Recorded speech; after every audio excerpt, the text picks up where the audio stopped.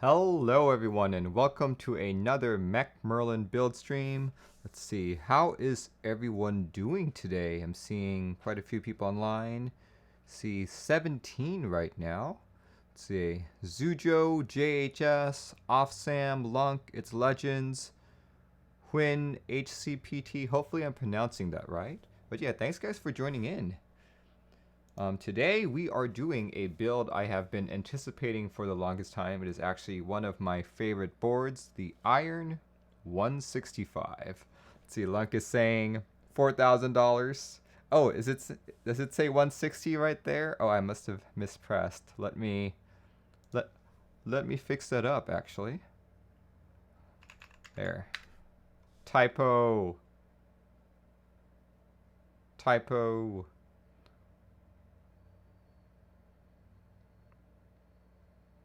Here, let me change up that stream title really quick. But it is indeed the 165. My apologies.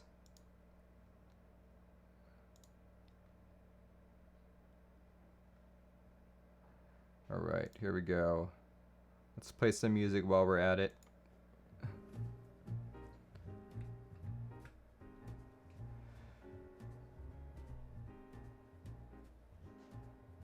Wow, stuff has gone really slow today. When HCPT is cancel Merlin. Everything with cancel culture these days. Nothing makes sense anymore.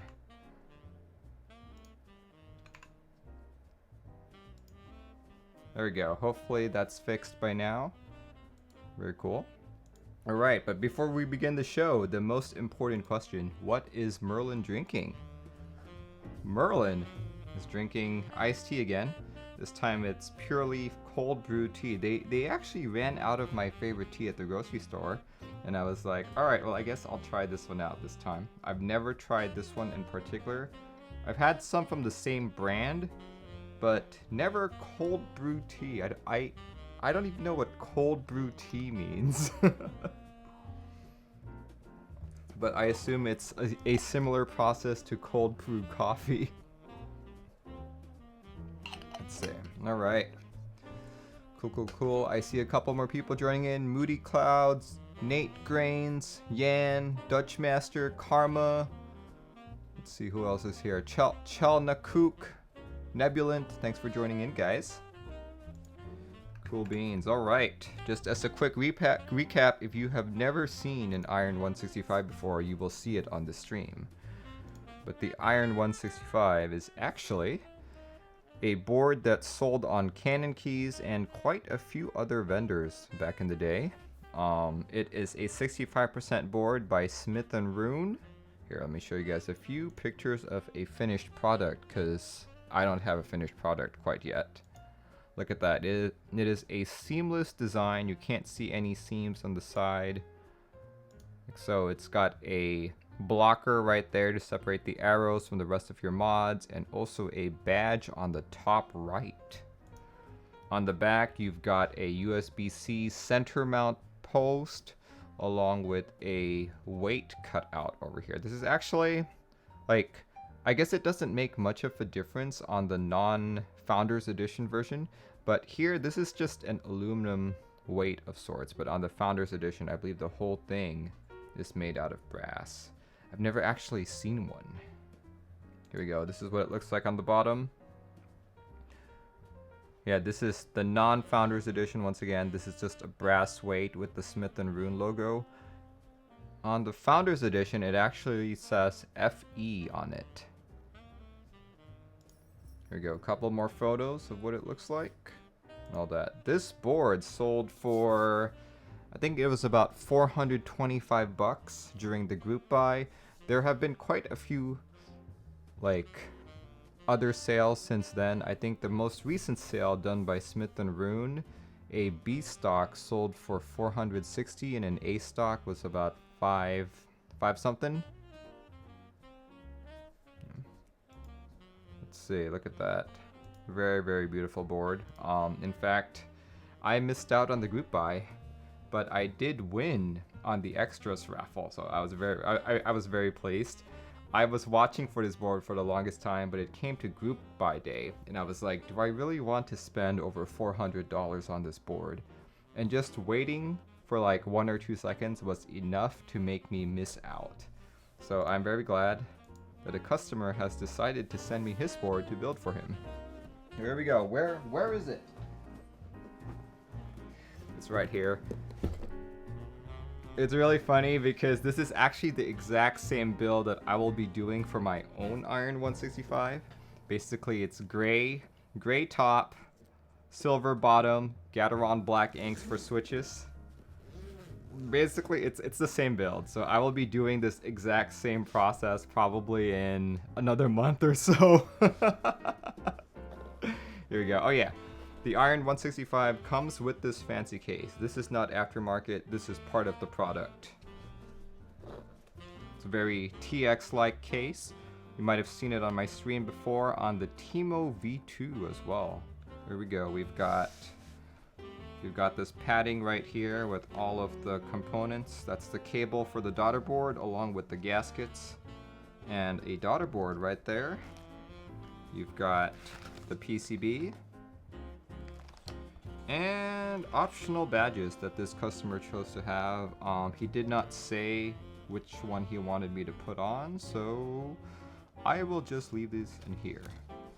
And typically if you were to purchase this board, you would have the brass plate behind this panel right there. See, but as you can see, it's empty.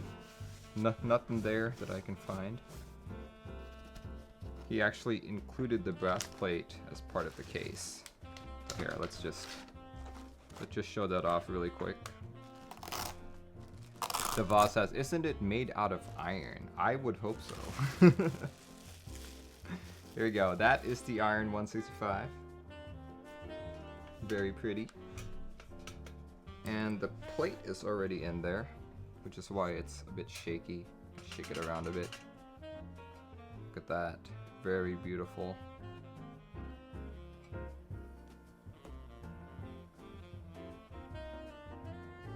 See that? Very cool.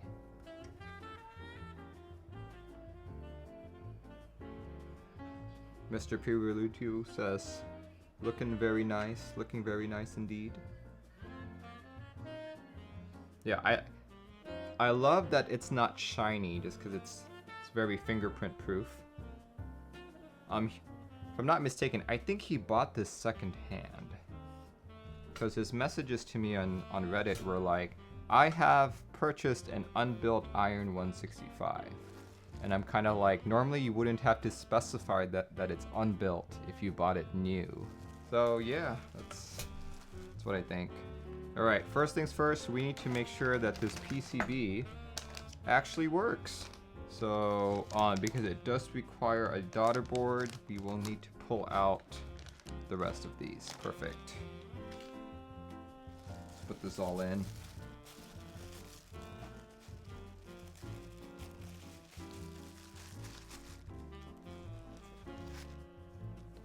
Merlin, do you plan on joining the Think 6.5? No, I don't think so. Yeah.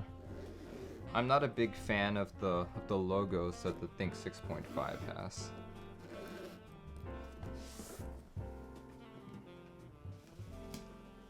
Let's put that away. Homie, trusting you with this $5,000 keyboard. Hey man. I'm one of the more experienced builders in the community.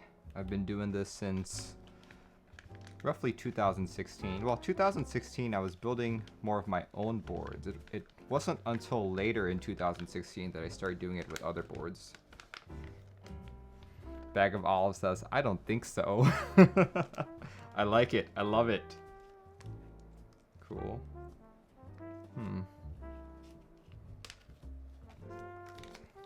Just don't trust him with your woman. Oh my gosh. Here we go. This is the tiny little daughter board that's in here. It's a unified daughter board. Okay. I think this is the i03 daughter board that everyone's been talking about. Check it out. Yeah.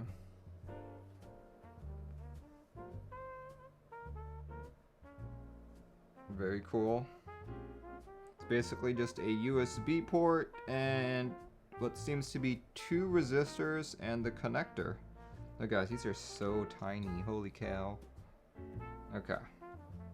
Let's plug it in. Make sure it plugs in the correct way. Yep, that is the correct way. There we go. Okay, so that's in. Now we gotta plug in the drive.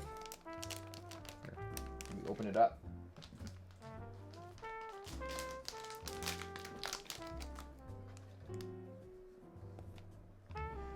Mr. Pirulito says, yesterday I bought a Lily 58 after thinking too much. What do you think? Hey man, I don't think a Lily 58's a fine board. It's not exactly like Iron 165 here, but I think it's a fine board. Olivia says, do you know if they're pin compatible with Wilbus PCBs? I'm trying to remember if my Xeno had the same PCB. I would have to check my stream, my Xeno stream, but I'm pretty sure it was an IO3 designed daughter board, so probably. Don't quote me on that though. Alright guys, this is the PCB. Beautifully designed PCB by Upas of Cannon Keys. That's why you can see the Cannon Keys logo right there. This is an ARM powered board. ARM chip right there. Reset button. Reset switch. She goes right there. Daughter board connector. Very pretty. Check it out. Nobody say anything too interesting. I need to test out a PCB. Look at that. It says pass QC5. Alright, hopefully this works. Hopefully. We'll see. Okay. This is the part that I hate. Here, let me find a tweezer. Here we go, tweezers. I'm gonna need to use the tweezers to unplug this when the time comes. Or I could just leave it connected. Okay. Yep, it goes in this way. So I'm gonna bet that this board already has VIA enabled on it, or already has a QMK firmware that is VIA enabled on it. So I'm gonna open up VIA really quick here and do the testing there, unlike how I usually do it with QMK Configurator.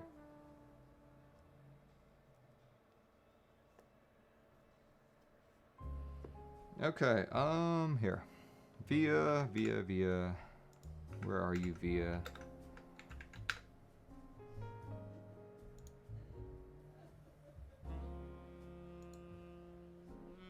Boom. That is my KBD67 Mark II RGB, which is this board right in front. So if I plug this in, well, I'm gonna unplug this board first. There we go. If I plug this in, it should connect, maybe, hopefully.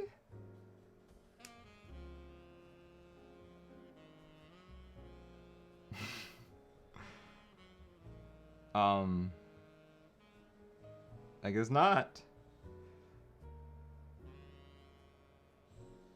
Okay. I might have to reflash it then. Here, that's really odd.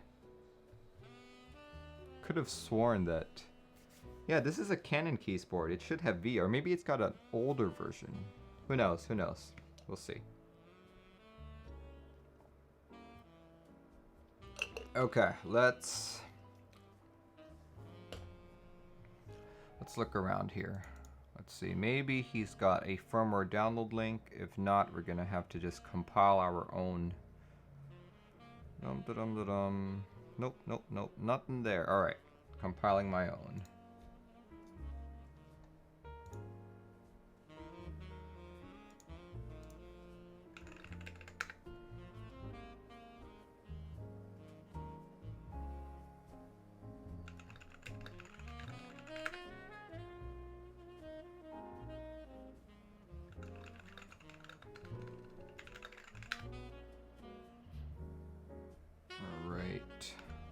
just see what the build target is for this, or the make target, I mean. I bet it's in the Canon Keys directory, maybe? See, Canon Keys / Iron 165. Perfect. We can do that.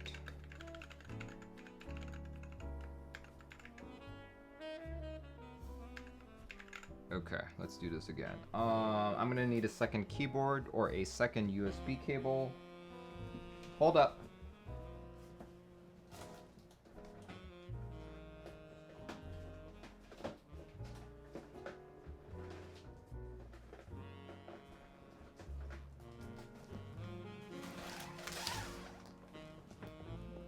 Here we go.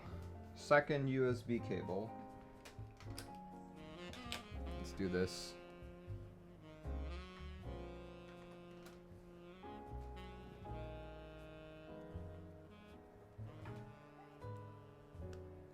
Okay, it's plugged in, and I hate how the switch isn't labeled, but I'm just gonna assume that here. I'm gonna unplug it. Nebulan says, I hear Vio was made by some really cool person of impeccable taste. There we go. I'm gonna switch it to what I think is the reset mode. Then I'm gonna plug this in. And it looks like... Wait, what? It detected the keyboard. Hold on. Alright. I'm attempting to flash it. We'll see what happens.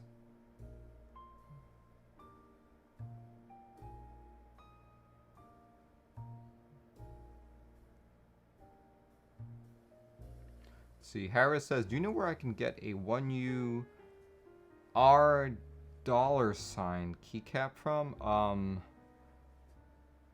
I'm assuming you mean a 1U R4? Most key sets should have that. Well, at least most aftermarket key sets. Okay, bootloader not found. That means... Let's see. Let's try it this way. No. I'm gonna give Vio another shot here.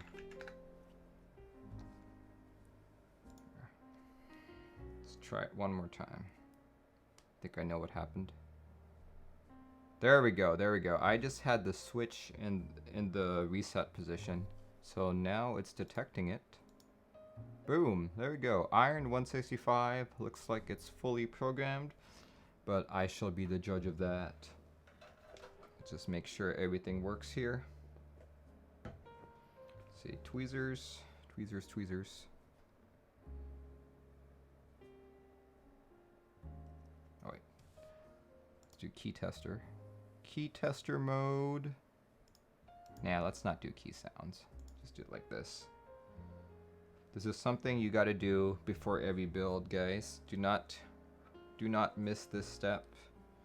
Because nothing sucks more than spending hours building a keyboard only to find that it doesn't work. Which has happened before. Happens many times, actually. For me in particular, I think the two keyboards that it happened to me on were my White Fox, actually. The R1 White Fox from so long ago. I was so excited to build it. Didn't bother checking the PCB worked and just built it right away.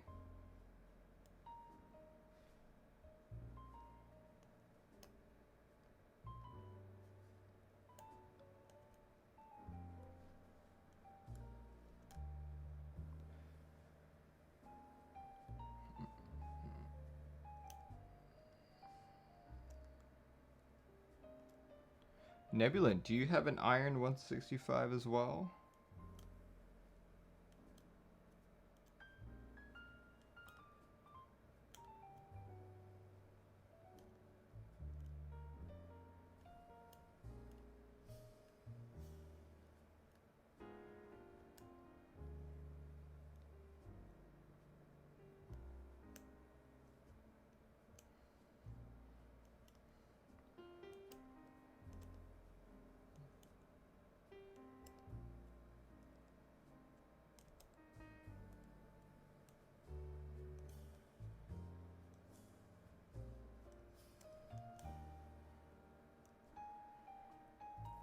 Neverland says, Harumph.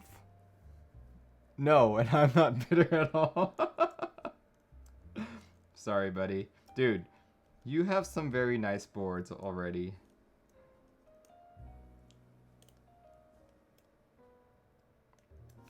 But of course, more nice boards is not a bad thing.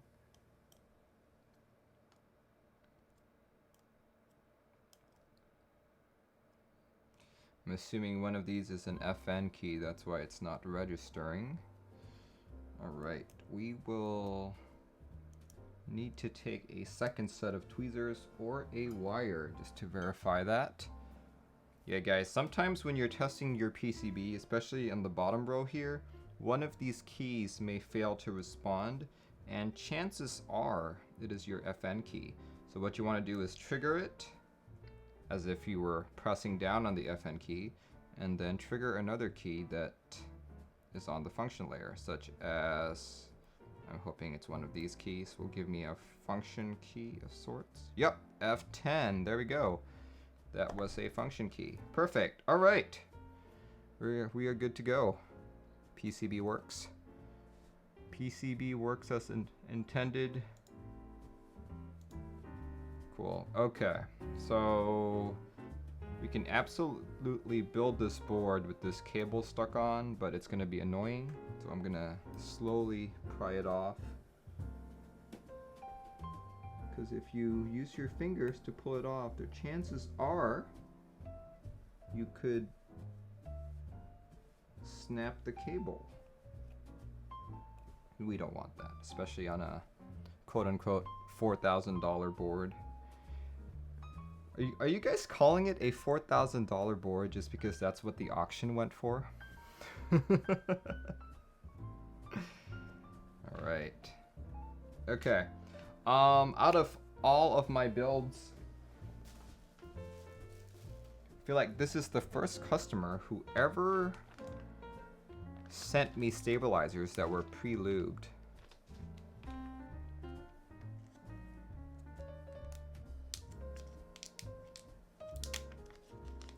Feeble-minded says, Merlin, if you used a newer version of VIA, can't you just use test matrix instead of doing the 2 tweezers? You could.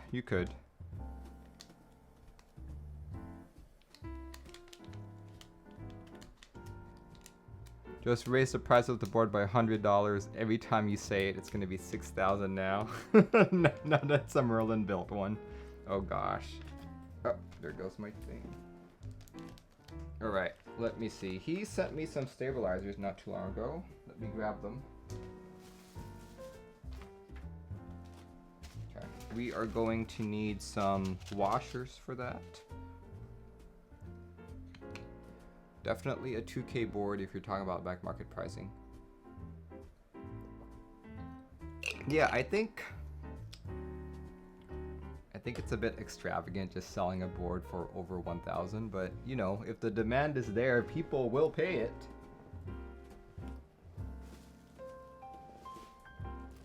There we go. He has his pre-lubed stabs. I believe these are Durox.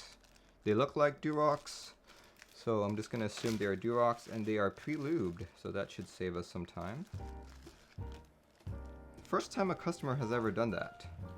It's usually, Merlin, can you lube my stabs as well? So I'm like, alright man. That's what you want. That's what you'll get.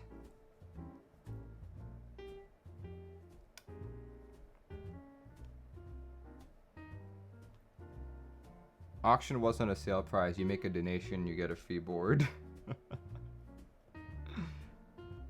Man. You know, I'm glad though that this community is doing some good with all of those auctions. We're able to do charity streams, charity auctions and all that.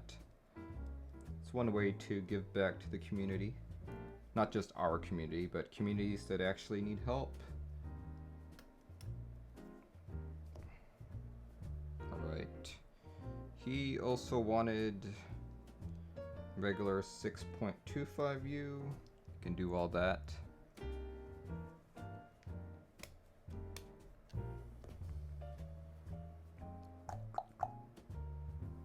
Okay, I sure hope he lubed his stabs properly. If not, it's not my fault.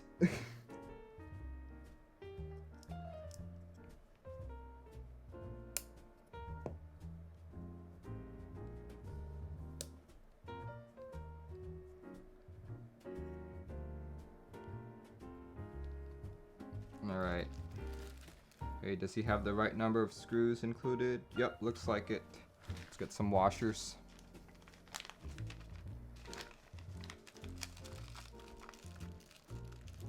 Not having Merlin lube stabs is like going to a steakhouse and ordering a burger. Hey, what if it's a Wagyu beef burger?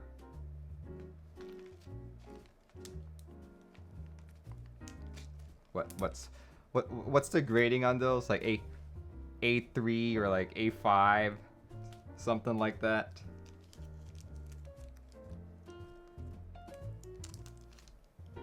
Yeah, steakhouse burgers can be real good.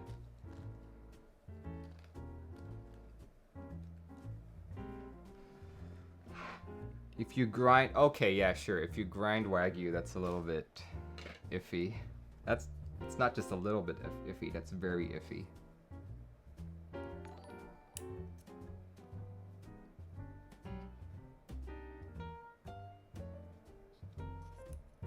Just ruins it. You're vegetarian and not ruins it. Oh, speaking of vegetarian, so our local QFC stands for Quality Food Center and is a local grocery store here in the Pacific Northwest. We recently discovered that they started selling the Impossible Meat Burger, or not just a burger, but the Impossible Meats in general, so we've been buying that. And it tastes pretty good.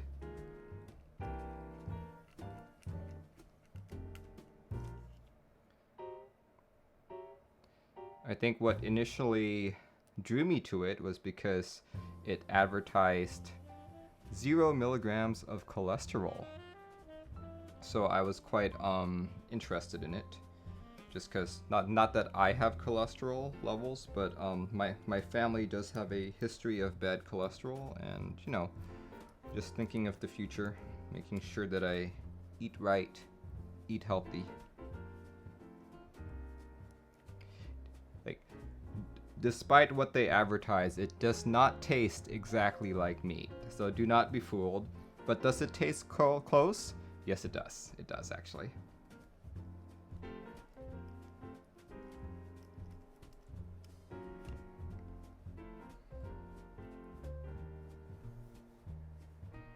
Not all meat on a Wagyu cow is A+ quality.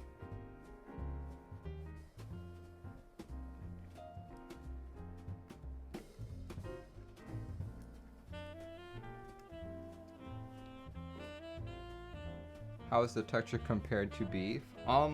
It's very similar once it's cooked, but when you're trying to like make it into like a meatball or something, that's when you notice that the texture isn't quite the same. Why is chat talking about beef?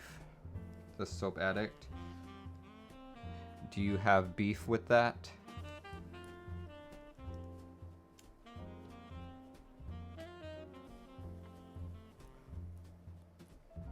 Or did you know that beef has a high amount of iron in it?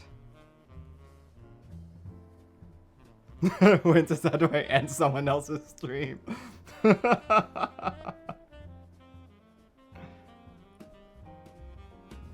We're saying Duncan Yo-Yo's a credit tier 1. Thanks, man. Thanks for your support.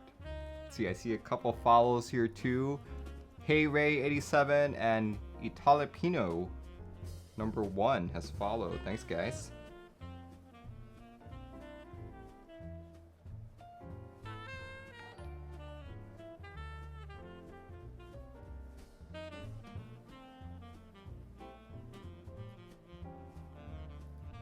Alright. Oh, thought I almost dropped that screw, dang. I am so glad for magnetic screwdrivers and magnetic screws, because I feel that if I didn't, I'd probably spend 20 minutes on stream fidgeting with screws. Not that I don't already.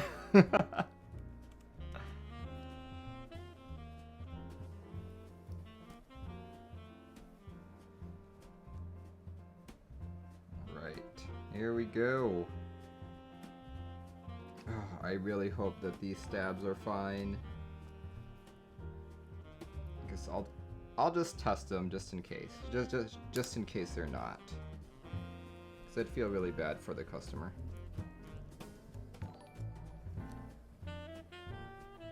Lunk is gifting 3 tier 1 subs. Thank you so much. Congratulations to Mr. Pirulito, NoyDB, and Dog Hair Don't Care. Thank you for your generosity, Lunk. Much appreciated. Much appreciated. Alright. Let's put away the rest of these washers. Guys, can you believe I bought these washers in 2017 for $7? And for all you long-time watchers, you know how many boards that I've built. Look at how much more I've got left. So much.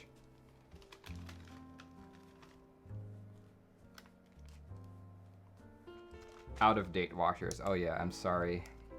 My washers are vintage washers. They add extra thock. I wish. Alright, okay. We're actually gonna have to take apart the board because he put his brass plate into the board already. Did you ever end up getting wires? No, I missed out on that buy actually. So I'm still using round 1 C3 wires with the round 2 C3 housing and stem. Devos says, I responded to your PM just before you got on. Everything's still exactly the same. Ah, alright, thank you. I will have to look at that after the stream. Is that an OG washers? Yes, they are the OG washers. The very first washers that the community recommended.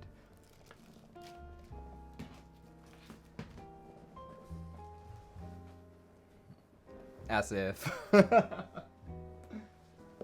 Wait, Olivia, you missed out on getting the rose gold wires? What? How could you? How dare you? Alright, let's put the PCB in the ESD bag for now, and let's pull out the board.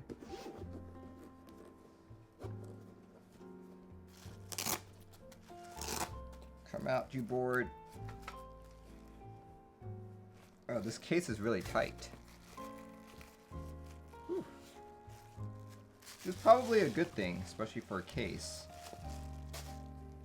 There we go. That is the iron 165. Let's see, how do we take it apart? That is the question. All the screws are on the bottom and they look to be hex screws. Excellent.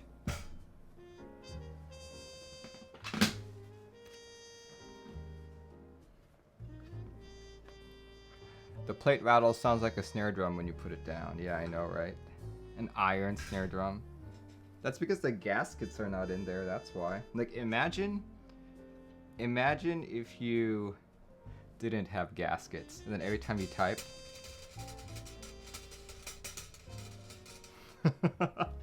Would probably be the most annoying board on the market. I think that's the right one. The right size. That is the right size. Perfect. Nate Crate says cringe. Okay, please be magnetic. Please be magnetic. Yes, it's magnetic. There have been some sandwich boards that do that. I would not be surprised. So that's what a $7,000 board sounds like. 7,000? I feel like that number keeps getting higher and higher. By the end of the stream, this will be a $15,000 board.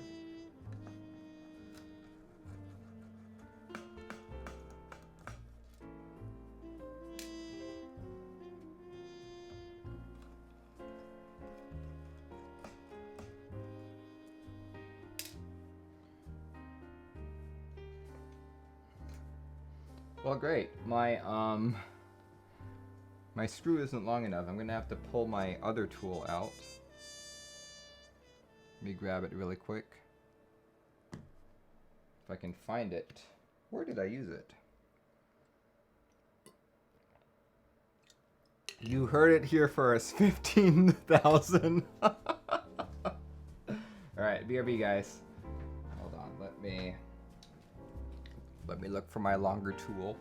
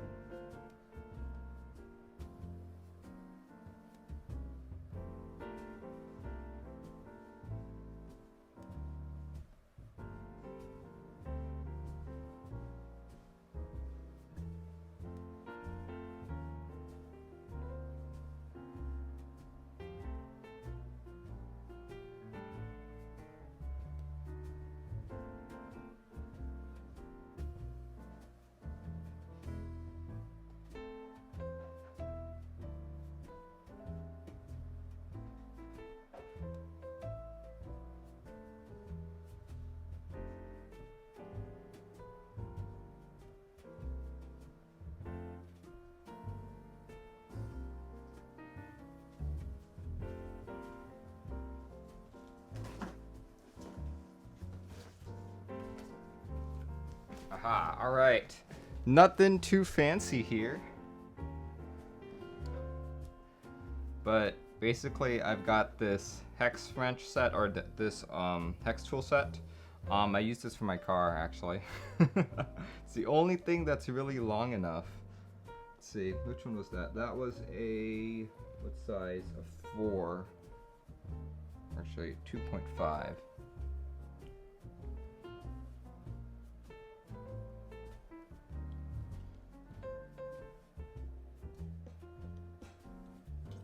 Too small.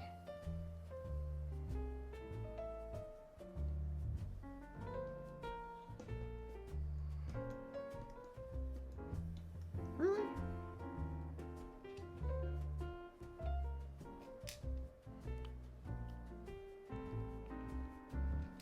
There have been some that sold for 9K already. Jeez, who would spend 9,000 on the board? Well, obviously those people, but oh, I'm gonna have to bend my head a bit so it fits under the microscope. I mean, under the microphone. That is so deep. Holy cow. You kidding me?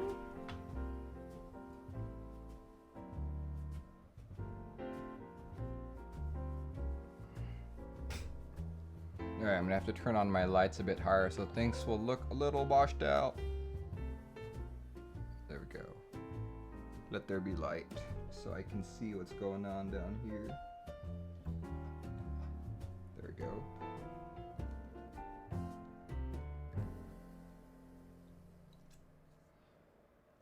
A bent hat will limit your signal reception. Oh no! What am I to do?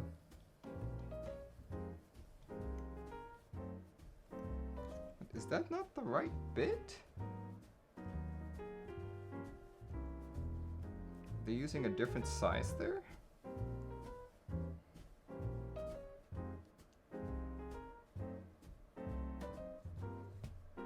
Let's see.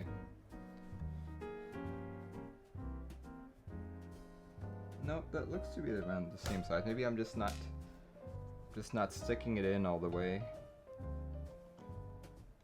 Not catching on right there.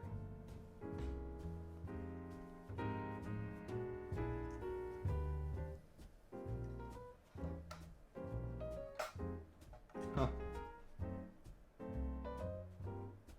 Hold on.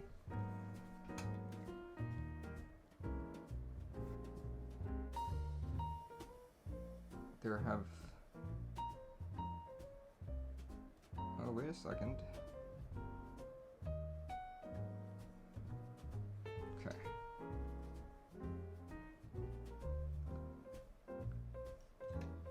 I was just about to make the comment that it looks like this has been opened up before, and then I realized, of course it's been opened up before. There's a plate inside. It's the only way the plate would have gotten inside if someone opened it.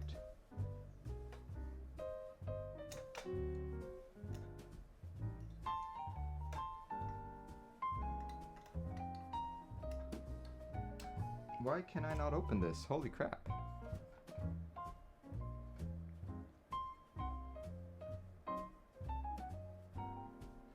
See, his desk isn't up against the wall. It's a partition one in the middle of the room.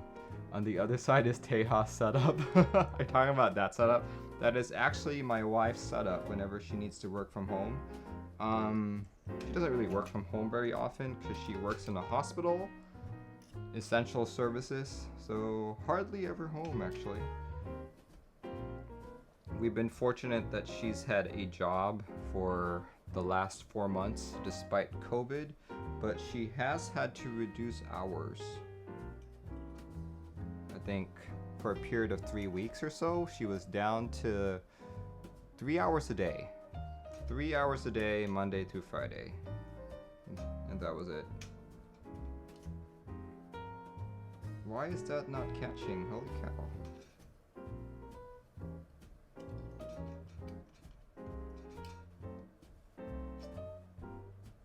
Here.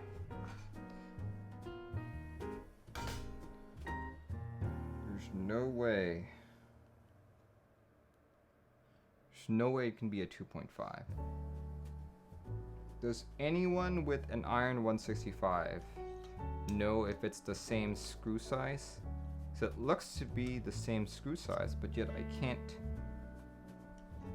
can't stick it in.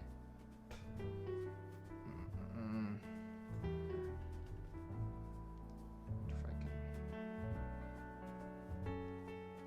use your mouth to suction to screw out. Yeah, I wish.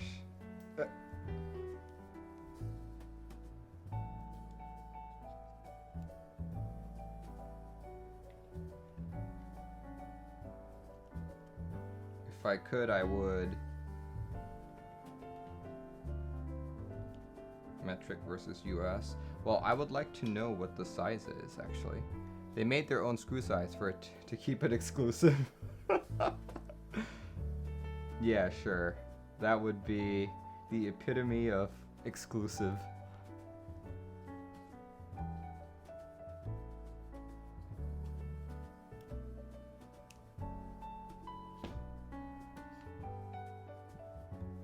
It's a pie-sized screw.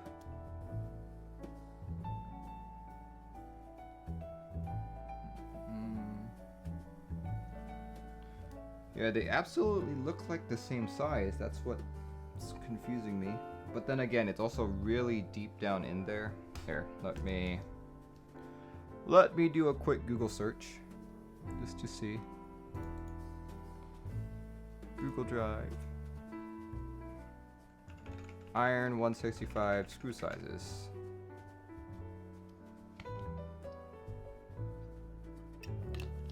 And of course I get links saying, hey, these are the screws that you need for iron.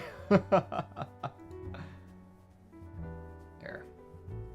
The trusty place to go to is actually the Smith and Rune Discord in the Iron 165 channel. Hey, can anyone confirm that the screw sizes to open up the board are all the same size for the Iron 165? Sup, baby? Hey Lang, congratulations on GMK Cafe shipping. But I was curious, are the screw sizes the same for all of this? Because I was able to open up, or to take out all the screws here just fine. But the top, they're all the same size. Okay, then that's weird. Voxkey says, yep, all the same. Great. Okay. Maybe I'm just not sticking it in the right way. And I just realized that could be misinterpreted, so yes.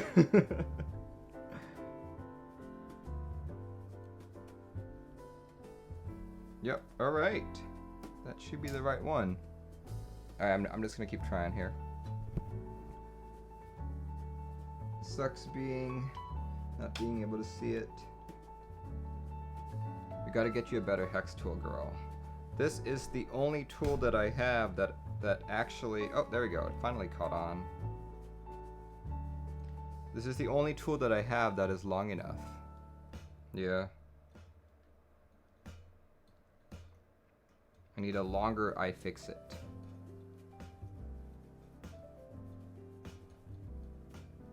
And unfortunately, this is not magnetic, so I'm gonna have to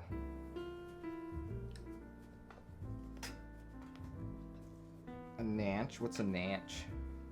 Oh, there we go. Got it out. Hooray! All right, let's keep doing this.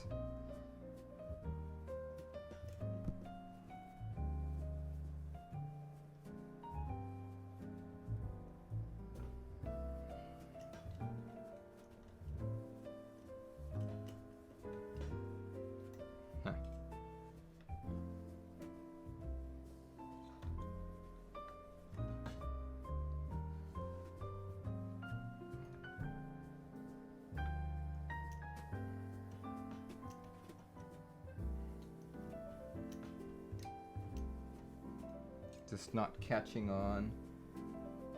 Come on, catch on there. Alright, I'm gonna need that light again. Pardon for the brightness. There we go.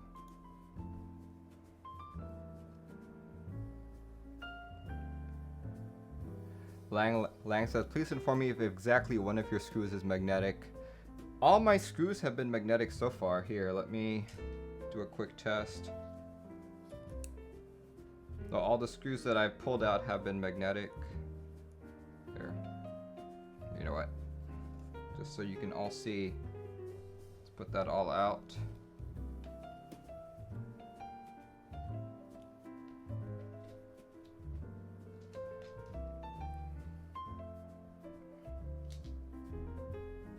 That's 1, 2, 3, 4, 5. Yep, 5 screws. Magnetic. Magnetic. Magnetic. Magnetic. And magnetic. All magnetic.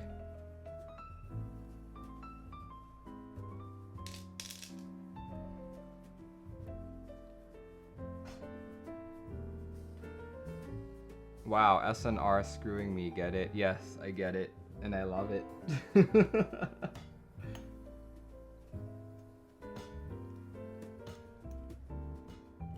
not.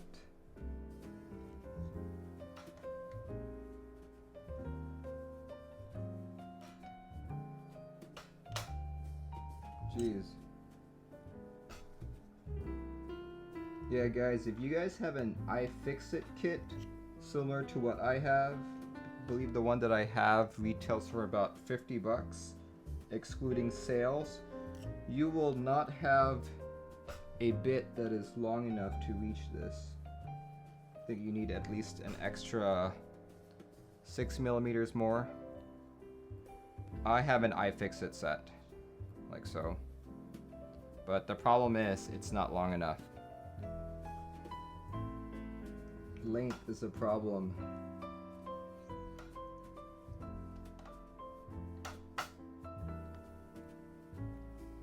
The daughter board hex size is smaller though. Oh, that's fine.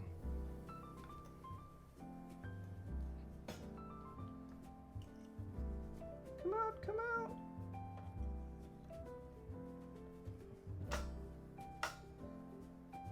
Merlin used this kit. Ooh, let me look at it. Check it out. Oh yeah, that is the exact kit that I'm using. It's actually 35 bucks. Oh, interesting. I feel like I bought this for 50 back in the day.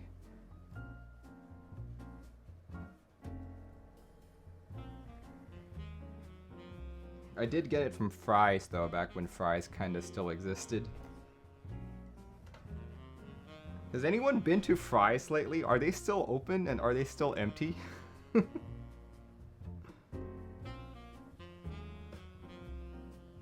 Story of my life, it's not long enough. Sorry, man.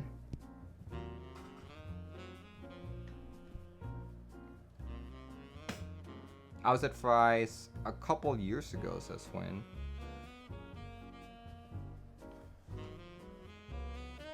Alright, I got 3 more screws to take out. They can't seem to latch on properly for all of them, which is very odd.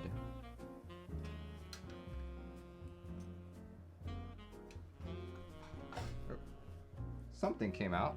Another screw came out. That's odd. Oh, there we go. I'm down to 2 screws left.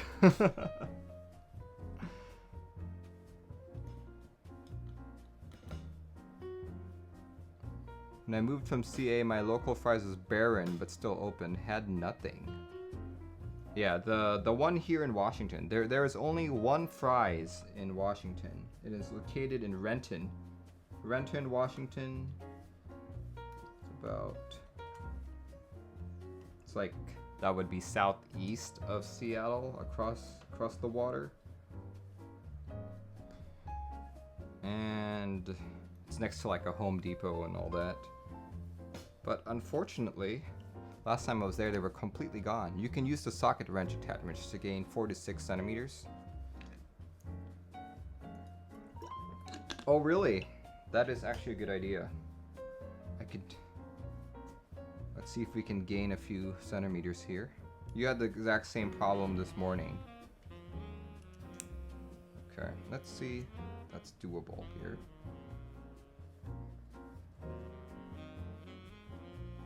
Been watching Merlin. Yeah, I know, right? For 45 minutes? Not necessarily 45 minutes. I was doing other stuff. Let's see. I'm gonna need this one.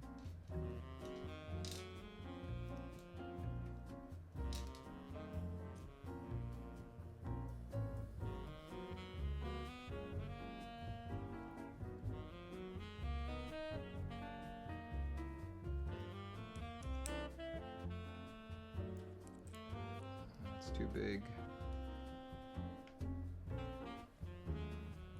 Hopefully there's enough clearance with this, Olivia. Ah!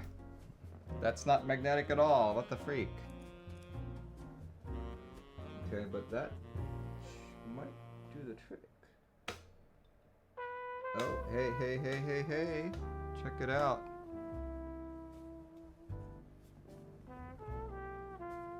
She'll compress, but it's a squeeze. Okay, thanks Olivia for the tip. That helped out quite a lot, actually.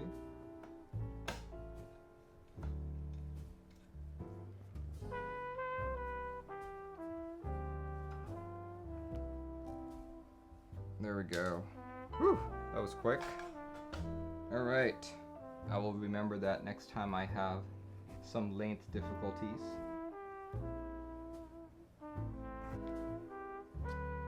Just apply pressure, yay. Perfect. All right, let's take out that plate.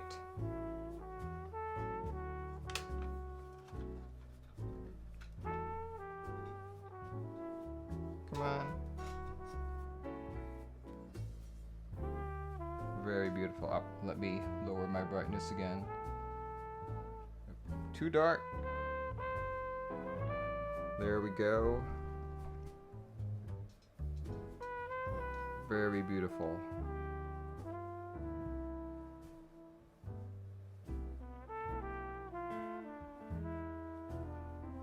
Look at that. Let's see. Interesting. I'm seeing a few nicks already on it. I wonder if this is because he included the plate in? Not sure. Okay. Well, we will leave it at that. All we need is the plate here. Let's put the rest of the board away.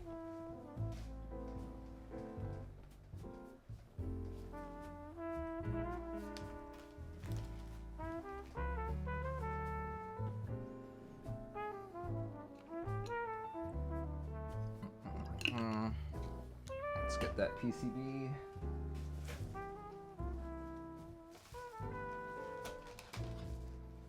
PCB.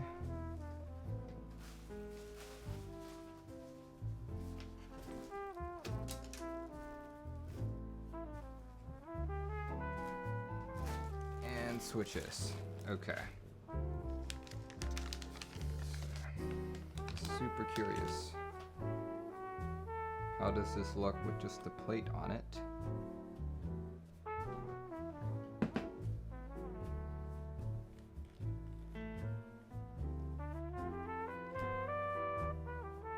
pretty good.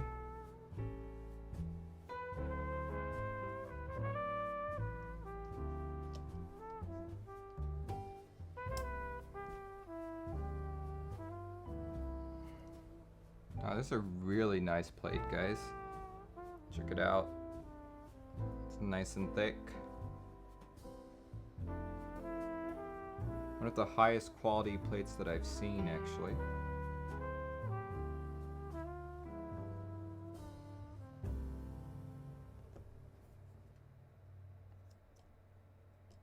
Alright, let's do this. Let's do this build. Quinn, yep, go and heckle him too. Heckle all of the streamers. See, so the way I like to build my boards is on thicker plates, on actually thick plates and really thin and flexible plates. I like to put the switches in first. So in this case, we're gonna put the switches in first, this way. This is a, once again, 205G0 lubed Gateron Black Inks. One of my favorite switches, actually. 70 grams is probably my favorite spring weight at the moment. Why so heavy? I don't know. It's just like, I feel like I started with 60 grams at the very beginning. Then over time, my preferences just got heavier and heavier. Look, is that plate thicker than 1.5? I actually don't know. That's kind of hard to eyeball. It's definitely thicker than 1.3. Why 1.3? Because I recently had a 1.3 millimeter plate cut, and this definitely looks thicker than that.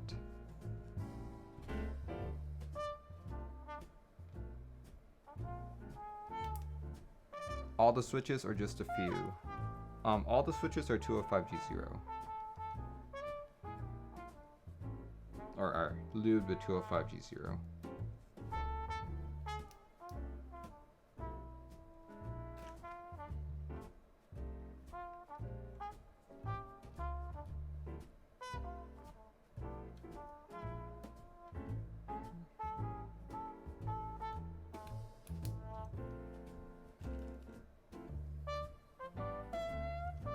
The thing about doing it this way, putting switches in here, so you need to make sure all the legs are straight. So you're eventually going to lay it over the PCB, or lay the PCB over it. And if you push down on it, you run the risk of bending legs. Your first linears were reds and loved them, but now I'm typing on Gateron N1s. They feel too light. What do you think about the Gateron N1s? I've never tried them before.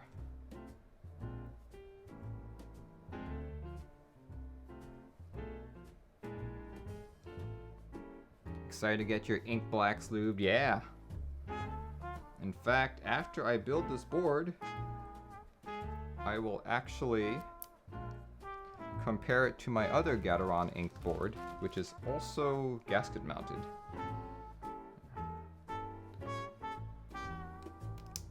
Noticing that it's really easy to put switches in, so I think I may be able to do it as a hybrid build. Or what do I mean by that? Meaning put in only some of the switches, some of the anchor mounts, and then solder the rest in one by one. We'll try.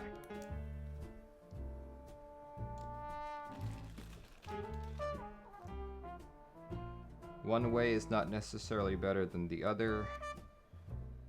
Hey, I just noticed these guys are also filmed. They are filmed with green films. I don't know who makes green films. You think that arrow key leg is crooked? No, it is not. Bruce Wayne says, hi Wizard, I was summoned here. Well, thank you for joining in. Thank you for joining in. I am in the middle of building an iron 160. Or, why did I say 160 again? 165. There we go. Alright, let's just do some of them. Is that the right way to put it on? Yep, yes it is.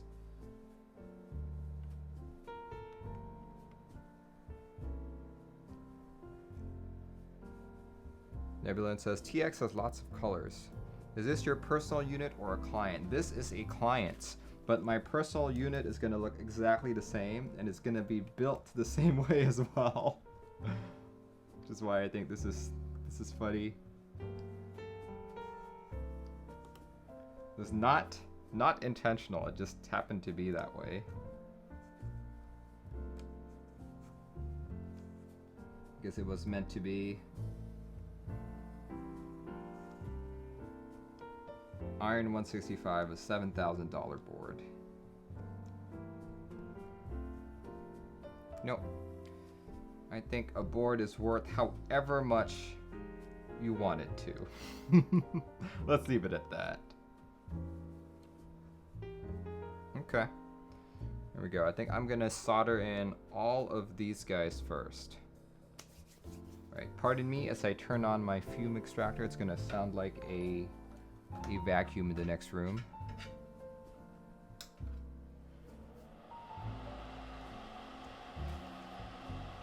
So you see a couple more follows here.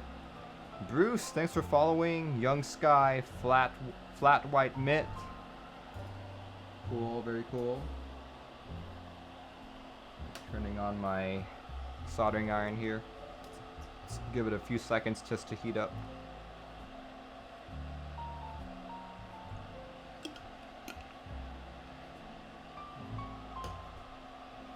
Oh gosh, this is very pretty.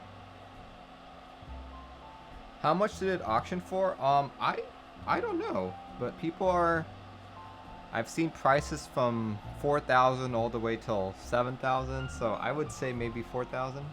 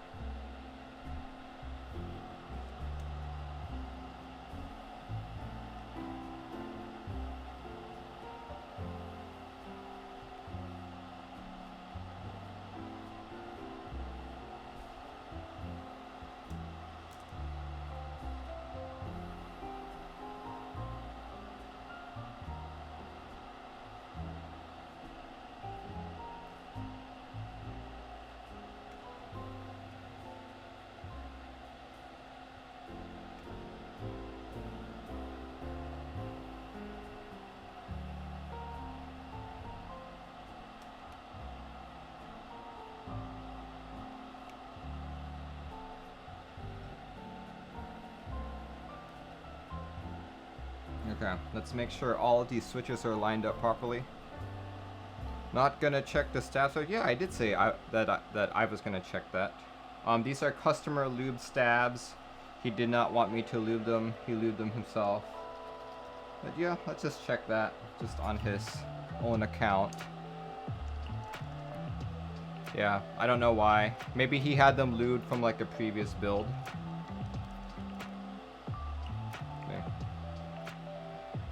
Here, let's do that. I don't know, I feel like even if they aren't working very well. No, he did insist on me not lubing them, so what do I do in that situation?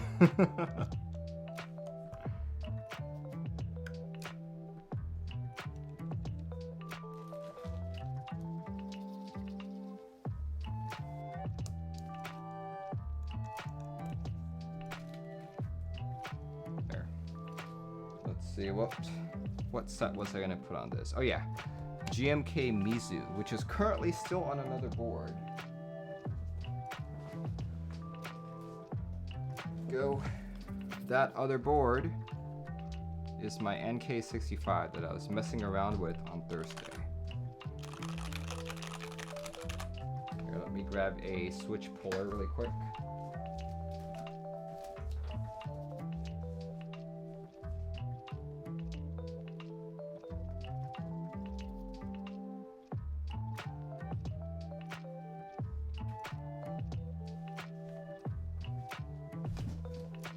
Keycap puller, I mean.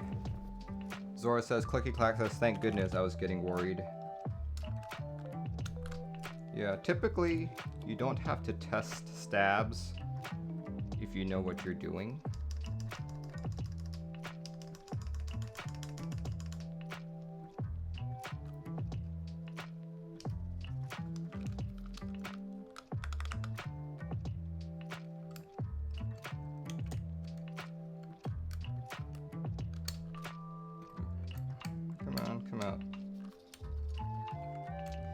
So the reason why I had this board out was because on Thursday I was doing a quick test with a few people here. It started off on KBD fans and it came onto my stream. Basically, what's the difference between plate mount and PCB mounted stabilizers?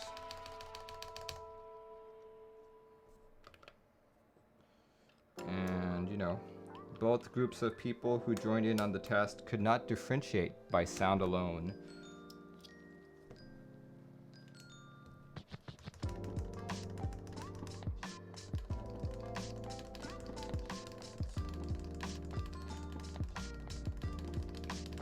I'm gonna be honest, his lubing seems a little bit heavier than mine. Like, on my personal board, I probably would not lube it the same way that he has.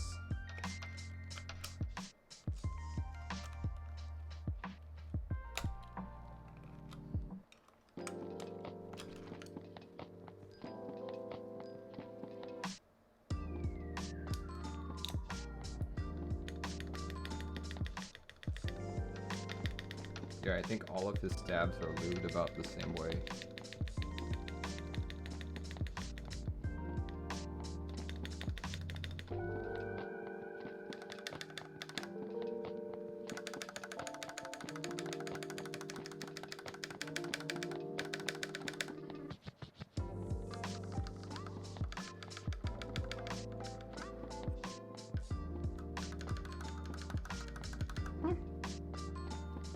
No, this is how he likes doing it.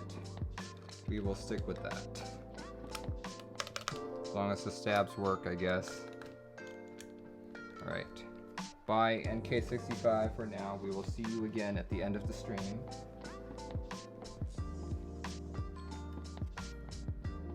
Right, let's see, what was I going to do?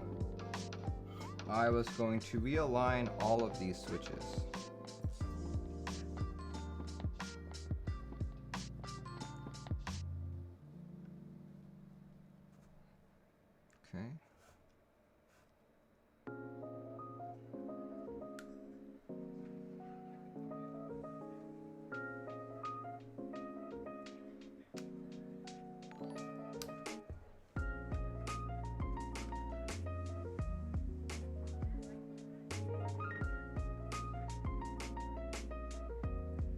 Mr. Merlin and friends, did you get the K? No, I personally did not get the K because I think I'm done with 60s.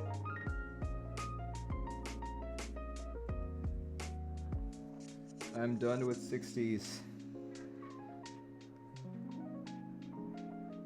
I have too many 60s in my collection. It's time to look elsewhere. No K for me.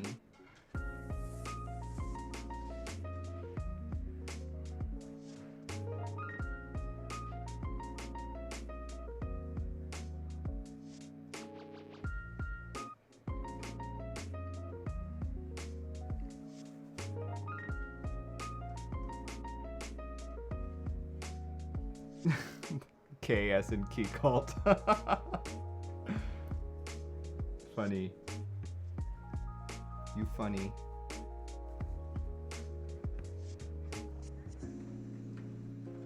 Okay.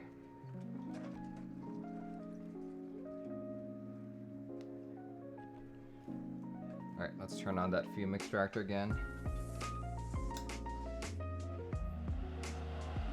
Olivia says, I feel you, Merlin. Yeah. Too many 60s. Though most of my 60s are tray mount. Yeah, back in the day, I actually thought tray mount was really, really good.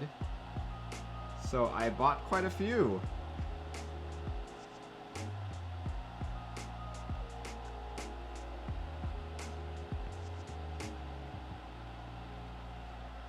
My tastes have since changed, obviously.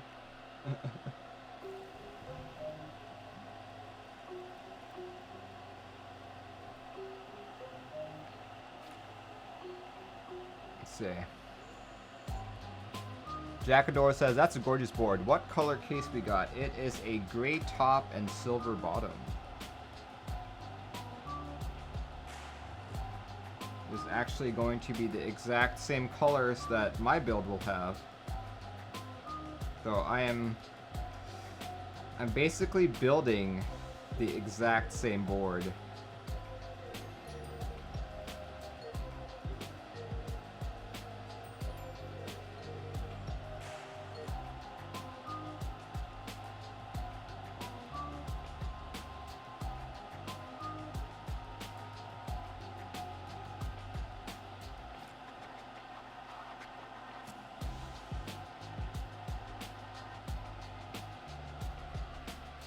You have way too many 65s. You should sell them and get the board sizes that you want.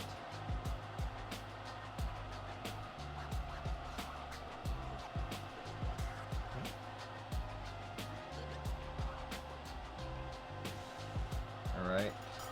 Okay, let's give the soldering iron a rest. And let's populate the rest of the board.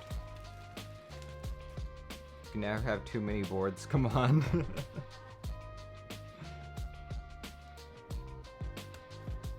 I think having too many boards is not a problem. The problem that I encounter is where to store all the boards. Like, I keep buying all those TX cases, but TX cases are fairly large, you know, so you do need ample space.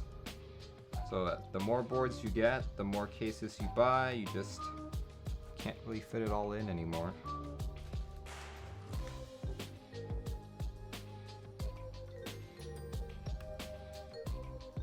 Variety is the spice of life. Totally agree with that.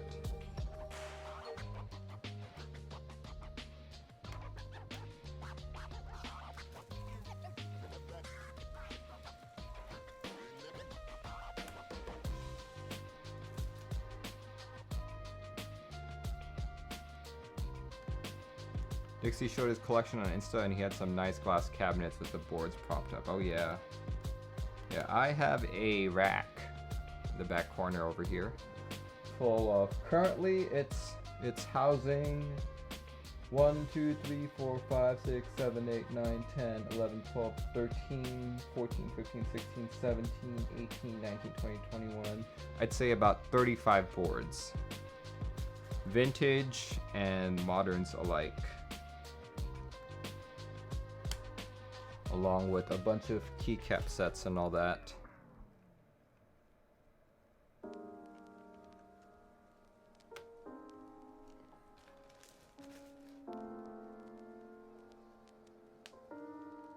Yeah, when I first bought this rack, I was like, I'm never gonna have more than 5 boards. I'm like, I'm just gonna put all 5 boards on one row, and the rest are gonna be like keycaps and maybe like display stand for something else. Boy, was I wrong.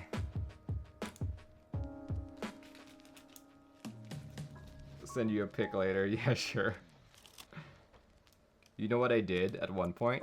I pulled the rack a little, like about 5 inches away from the wall so that the TX cases would overlap a little past the back of it and give me more room to put another TX bag in front of it.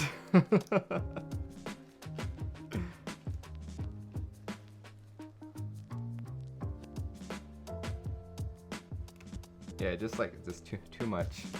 Too many keyboards, but I like them all. But I am noticing that there are probably only 3 or 4 boards that I keep swapping back to.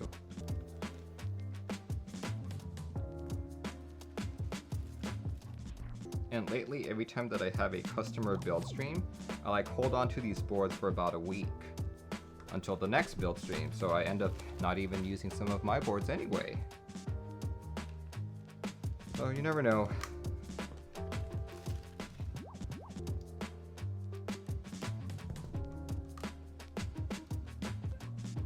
One of them will be iron, methinks.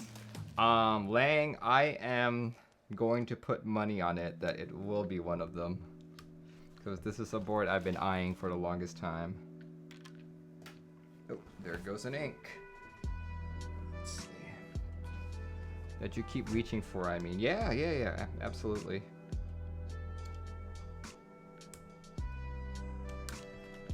It will be my, let's see, I think it will be the second gasket board that I have in my collection. The first one that I have is the volcano. Jackador says, have you ever built a board for someone and really jealous it's not yours? Yes, actually. I'm a big fan of clue boards.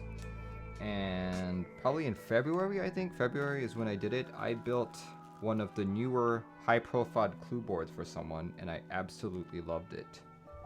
He had vintage blacks on it too, which might be some of the reasons why. Long says, did you end up getting a Primus? I ended up backing out. I chose not to do Primus.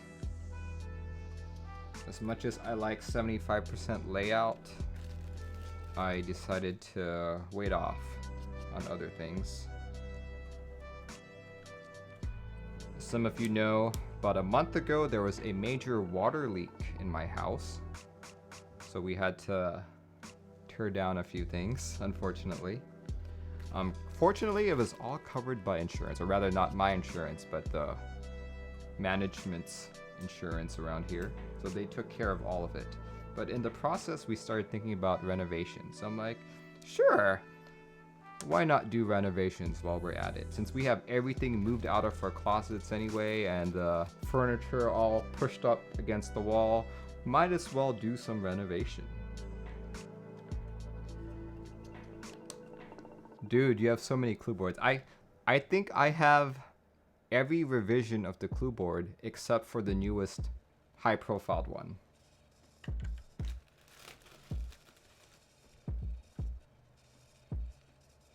I have the prototype to the high-profiled one, but not the actual high-profiled clue board, which is why I was jealous.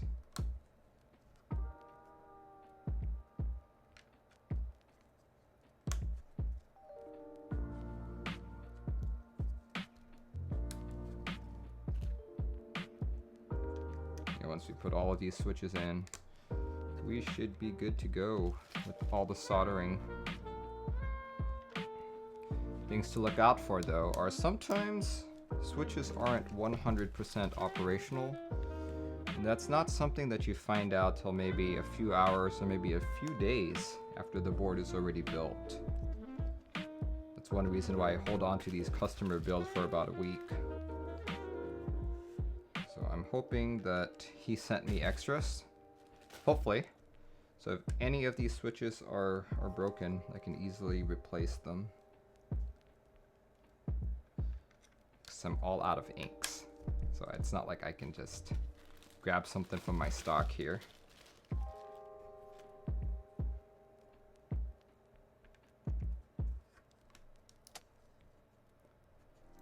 Clip, clip, clip.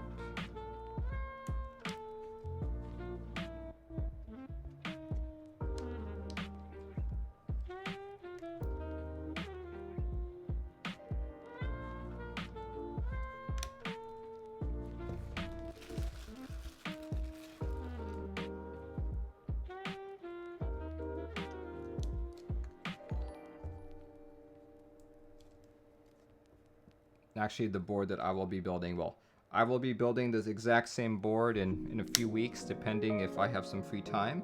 I will be building mine with hole tights, or not with hole tights, with mill maxes. Just because, as Lang mentioned earlier, it's probably going to be a board that I always reach for. So if I ever want to switch switches out, it'll be good if it's hot swap. See, Jackador says, I'm not familiar with the clue board, but it seems like a 660 style tray mount. It is definitely 660 style, and it is, if you buy from Clue Board, actually, it is a integrated plate board. Have I tried the marshmallow switches? No, I have not. And hooray, he did send me extra switches. Good on the customer.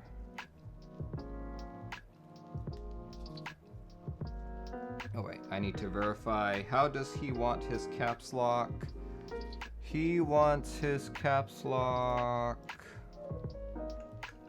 Mr. Customer, where are you at?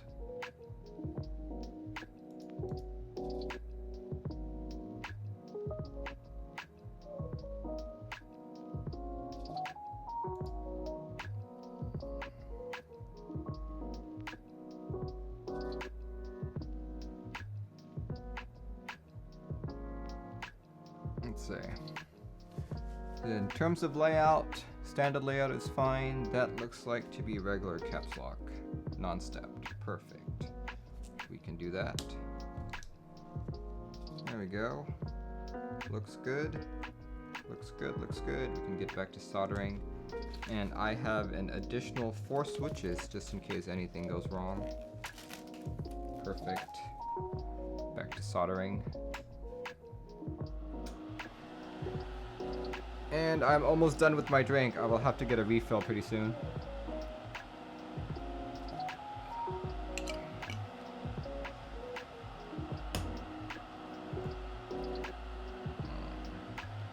I think black inks look really good on a brass plate. Check that out.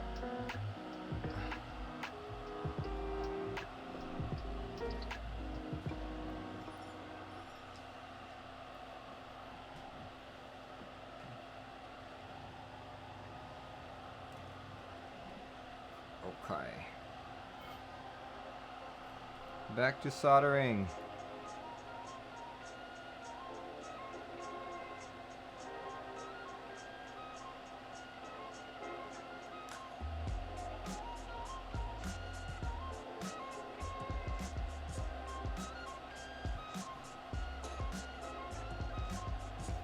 Actually, I should probably solder this closer to my fume extractor, which is over here.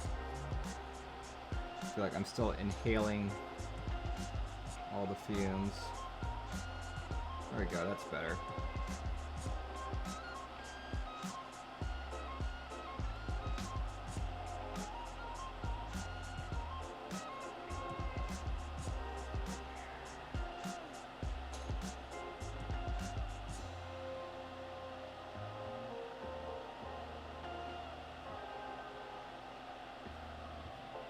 Ha.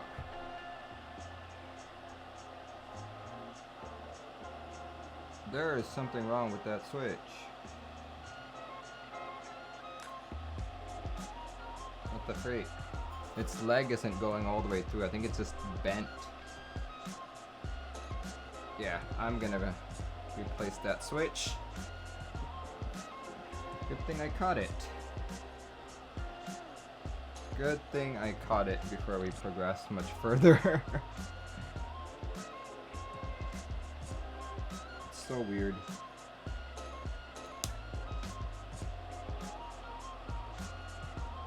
Look at that. That leg is significantly shorter. I bet it's... Oh, I see it now. I'm looking into the housing, and the leaf is crooked. Okay. Case in point of why we should have extra switches at all times. Perfect. Blanc says loose leaf. Yes, I'm drinking loose leaf tea.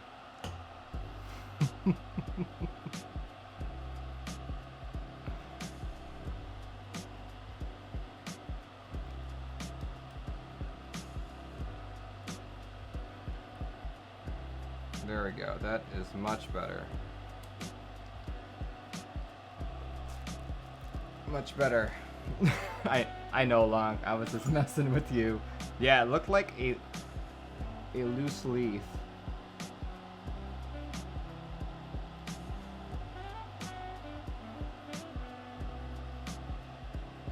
Bunch of your inks do that. Yeah, that's still an issue with inks from what I've seen.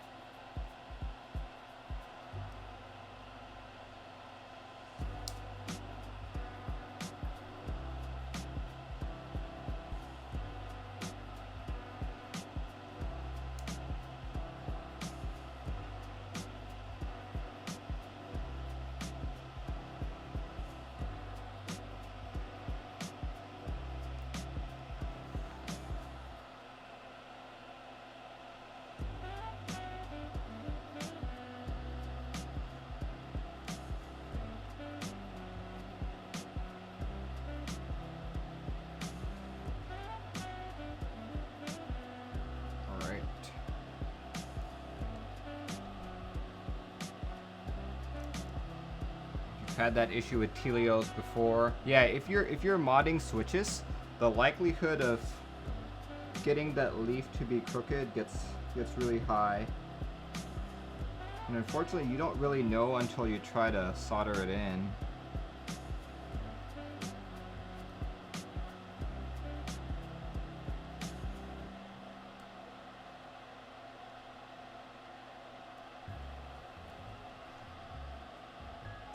I see another one.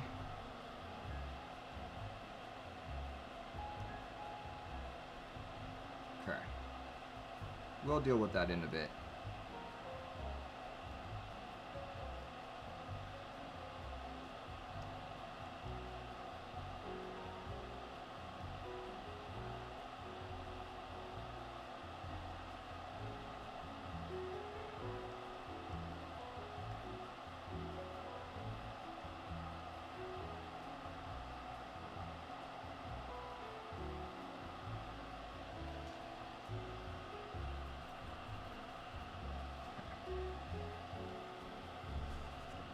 Okay, we will deal with that other loose leaf that I found after I verify these guys are working, or make sure these guys are all soldered in, I mean.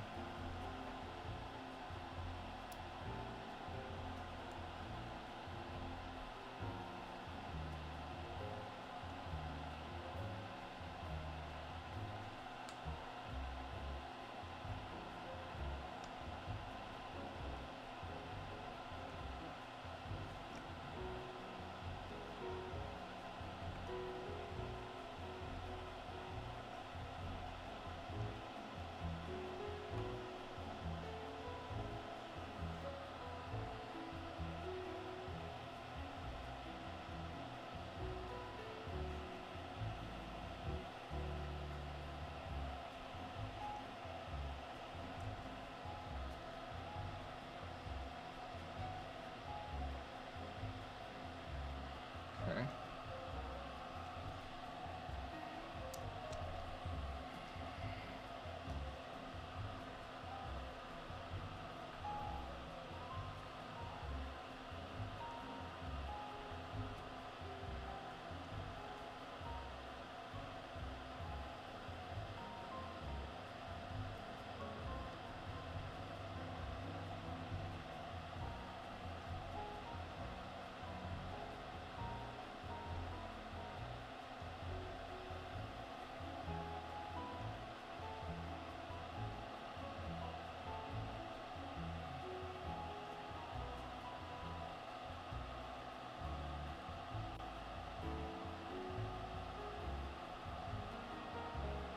I think whoever lubed these switches for him didn't verify that all of the switches were fine.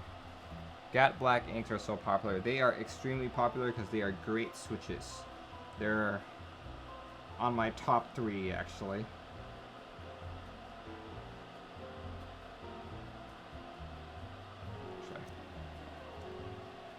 Let's make sure this row is fine.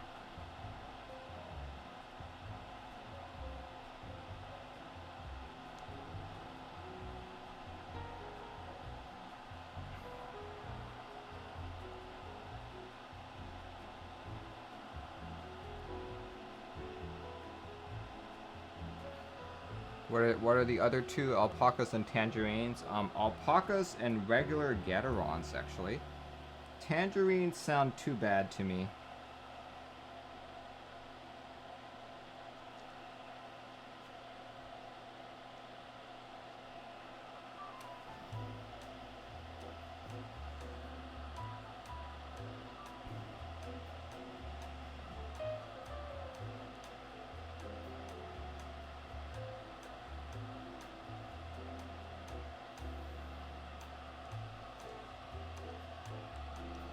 Tangies need to be filmed and lubed. They also need to have their tops changed because that rebound, this sounds terrible, absolutely terrible.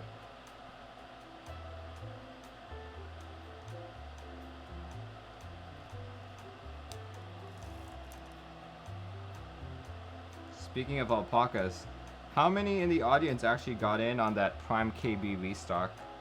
I heard they sold out in 4 minutes.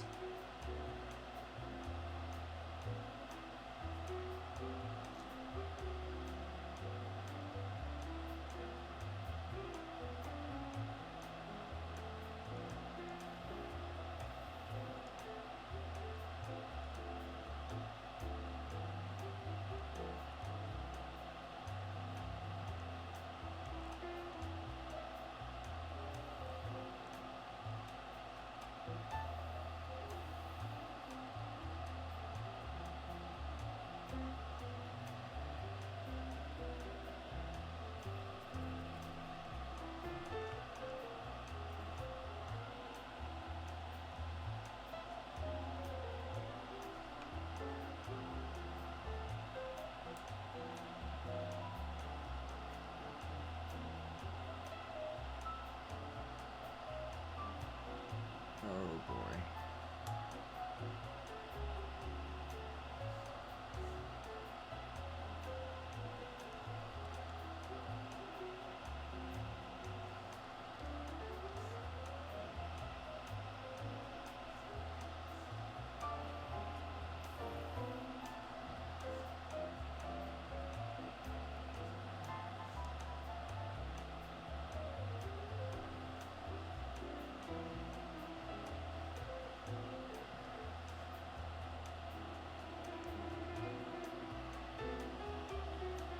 Juan Wonton says, "Hi Merlin, what build is that?" You guys got it. You guys know what build it is now.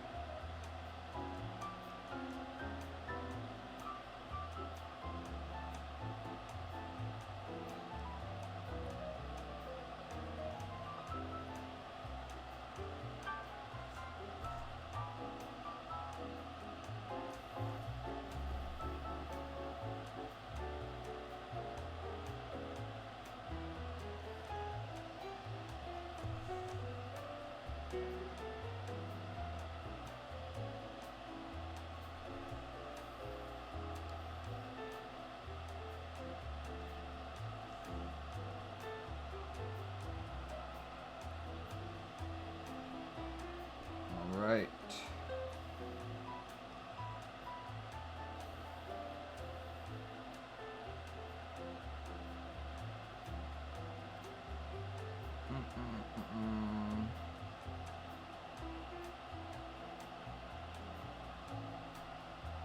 Right. Okay.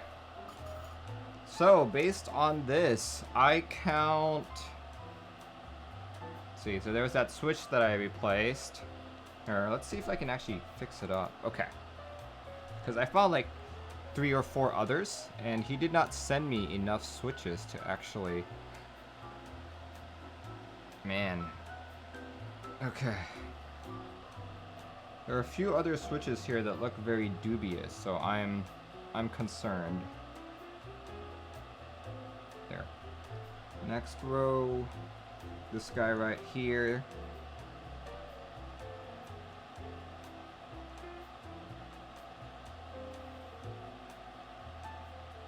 Yeah, I'm just concerned. Like, it's still gonna make electrical contact, but I don't know, man. Here, let's verify if a switch, like, this still feels really smooth, but let's just... The switches work fine even if the leg's in a bit. Okay, that is good to know, but I will check it just to be absolutely sure. We're gonna check it with a multimeter, because he did not send me enough switches to replace the ones that I think are messed up. So we're just gonna verify. Okay. Could use a third hand here. There we go.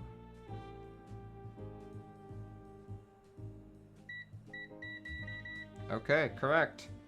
The switch will still register, even if it's not all the way in. How about if I don't press it? Will it still register? Nope, it won't. Okay, okay, that's good. That's good. That just confirmed. That confirmed what Lunk said. Good to know. Good to know. I will operate based on that assumption and then test the board afterwards again. I will just desolder if necessary. And I hope it's not going to be very necessary.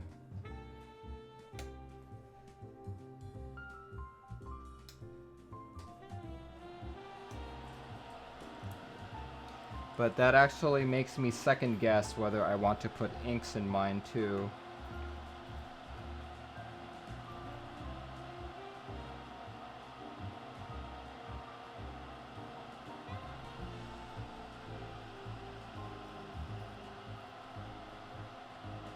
Oh yeah, I know what you mean, Lunk.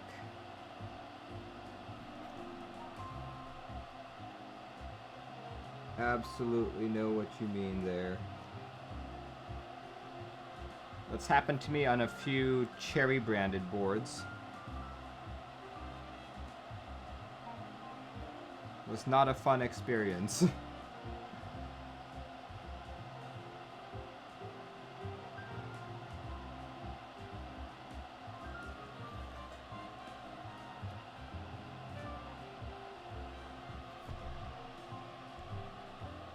The keycat removal jiggle.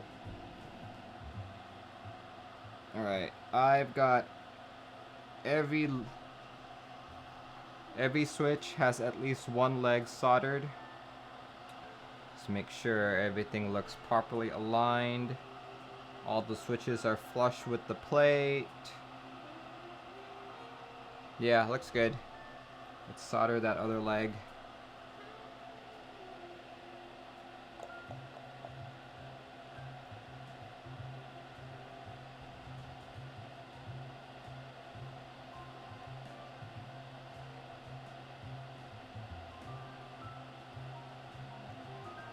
Oh yeah, I said I was going to move this closer to my fume extractor so I don't inhale them all.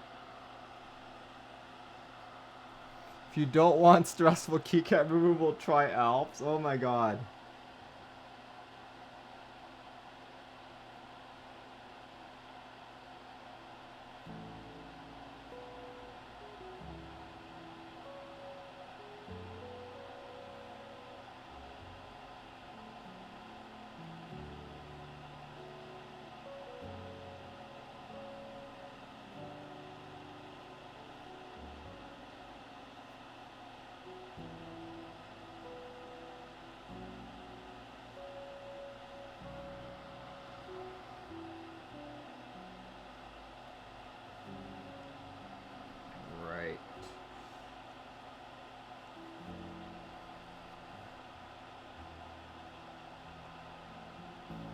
Looking good.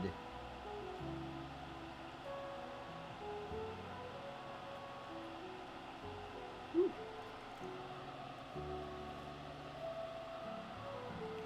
know what? I'm realizing I think that camera is trying to focus on my hat.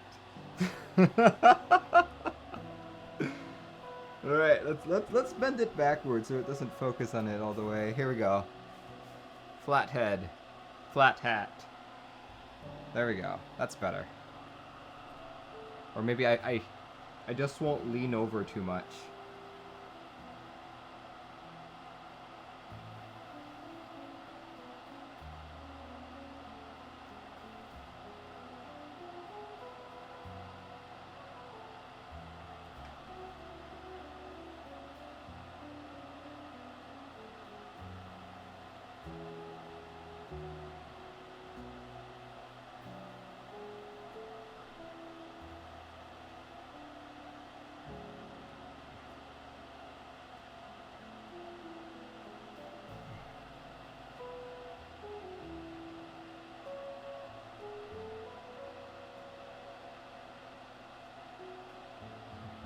The power of the hat is too much, I know. I have my aperture set to, I think 8. 8 right now. But I'm also on continuous focus mode.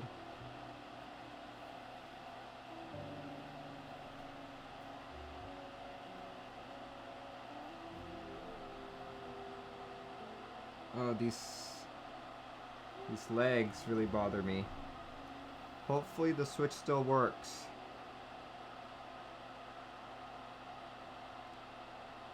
Because if it doesn't, I need to reach out to the customer and have them replace 7 switches.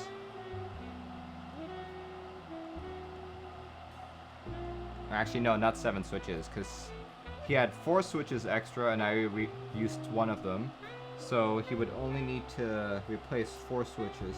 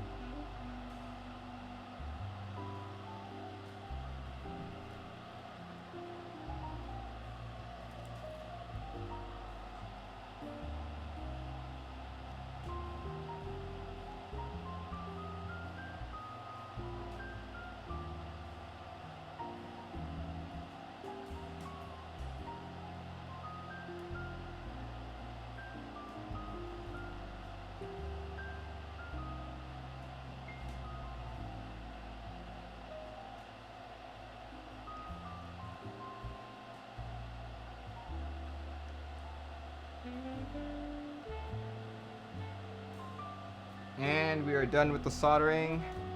Let's just verify all my joints look good. Nothing looks like a cold joint. And everything looks nice and conical. The entire pad is covered and all that. All that good stuff. That could probably use a tiny bit more solder.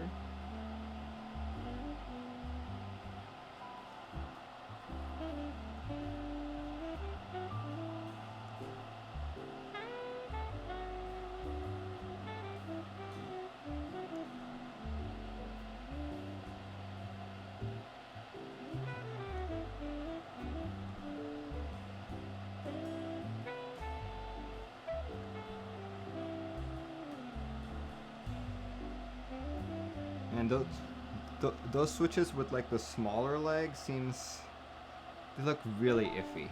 So iffy. Hopefully they work. Really hoping that they work out fine.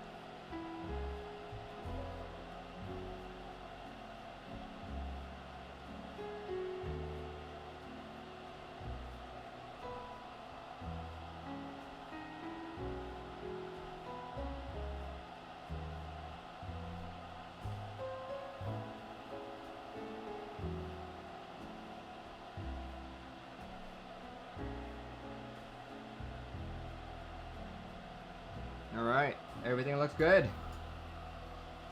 Everything looks good.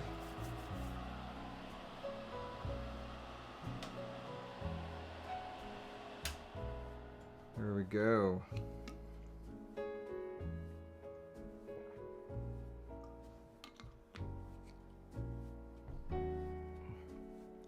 Okay.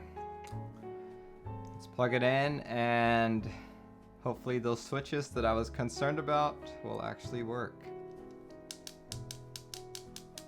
Ah, sounds good. Quinn says you missed a spot. Did I? Don't think I did. Yeah, I think I'm good. Alright, alright. Let's grab that daughter board.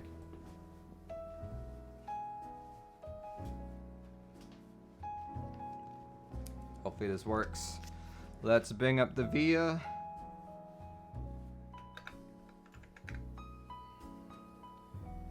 Via. Where are you? 97% it's gonna work. Okay, well, I definitely hope 100% it will work. But dang, okay. Here goes. 165% chance it will work. Okay. Right, Log, if it doesn't work, I'm gonna blame you. You better be ready. Okay, make sure it plugs in the correct way. Yep.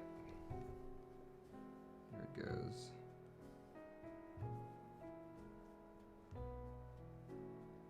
It's plugged in tight. Cool beans. Right now it's showing my KBD67. Once we plug it in. Please work, please work.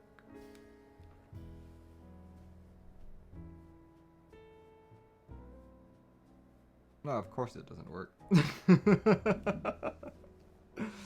Of course not. Of course it's not gonna work. Here, maybe my cable isn't plugged in all the way.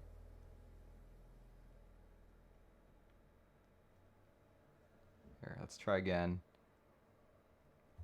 Via works if multiple boards are plugged in. What ends up happening is you get a little toolbox here.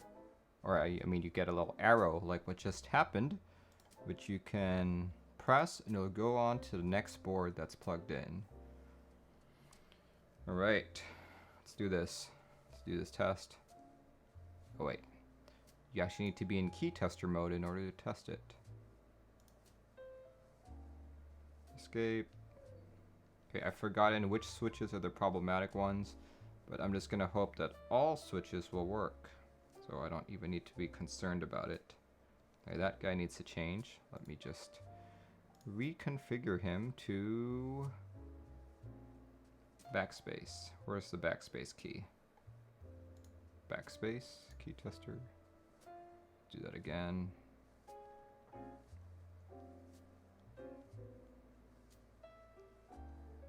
I will have to say that these switches are lubed very well.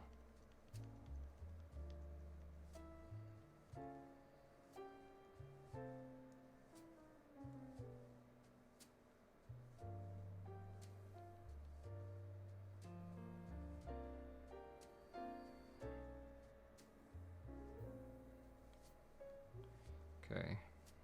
Yep. Blanc, you are correct. Those switches are indeed working. Whew. I was a bit concerned there.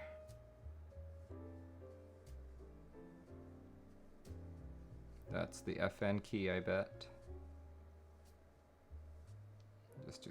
Just to confirm, we're gonna hold that and press. There we go. Perfect. Perfect. Yay! It works. The board works. Hooray. Dolunk, I'm sorry. You're incorrect. It's not 165% working. It's 100% working. All right. Yeah, let me clean up here. And I am a bit short on my drink, so I will grab another drink. Hooray, everything works. It's good to know. I do want to clean up some of the flux here. So we're gonna brush the board. Let us brush the board really quick.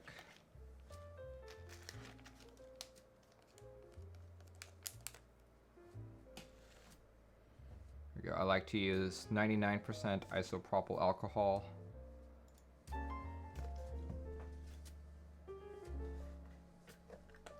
Reason why I do this is because occasionally what happens is if you leave too much flux on, flux can actually cause oxidization and can cause corrosion, and you don't want that around your switch legs at all. The chances of this happening is actually very minimal. Probably take a few years before you notice any actual corrosion. But, you know, better safe than sorry. What we're doing now is taking your regular toothbrush and we are scrubbing, or we are brushing the same way you would brush your teeth. Getting all of that excess flux off. I guess you could do it kind of like Bob Ross. We're gonna do the happy little switch legs. What do you use to clean the keyboard? I use 99% alcohol, isopropyl. The only type of ISO that I use.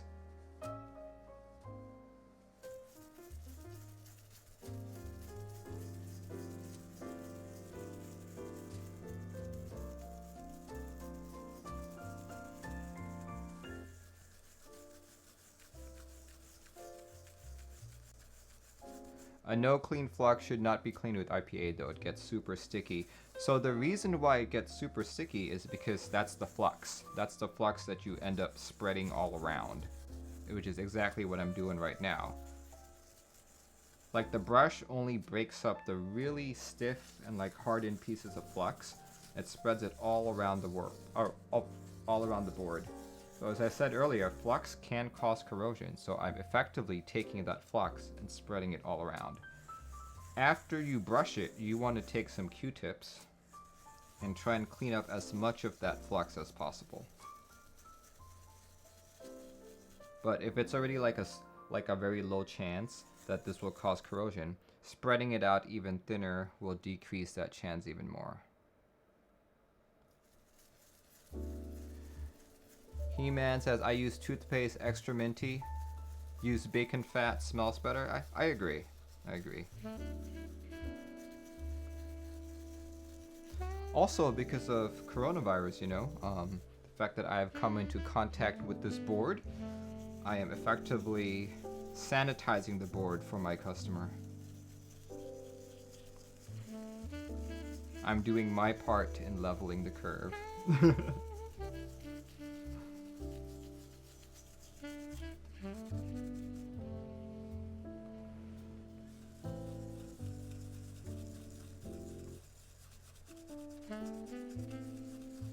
Full sanitization, bathed in IPA.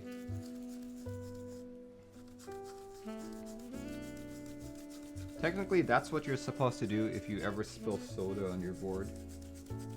Just leave it in like IPA for an hour, I think. If I remember from all those Ripster threads.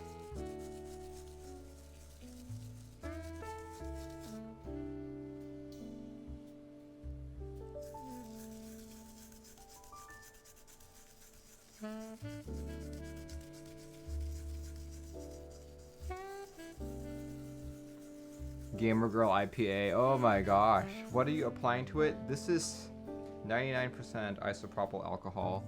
This is what's used to break up and clean all the excess flux. That's usually a byproduct of soldering or desoldering.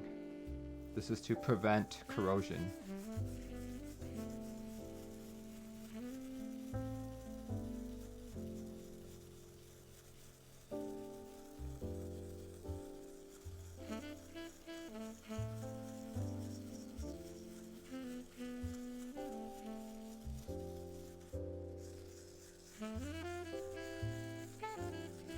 Right now, I've removed all of that excess flux.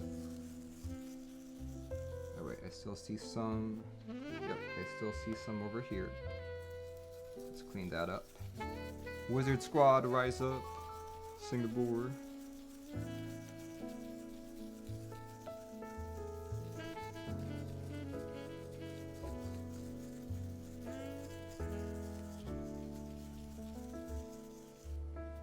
Alright. I still see some little bits of excess flux around some switch legs, but that's fine. Oh wait, there's some here, actually. underneath this wire. Let's clean that all up. So after you do this process, your board is going to be super sticky because you've spread all that flux around. Okay, so the way to get rid of this is to use Q-tips.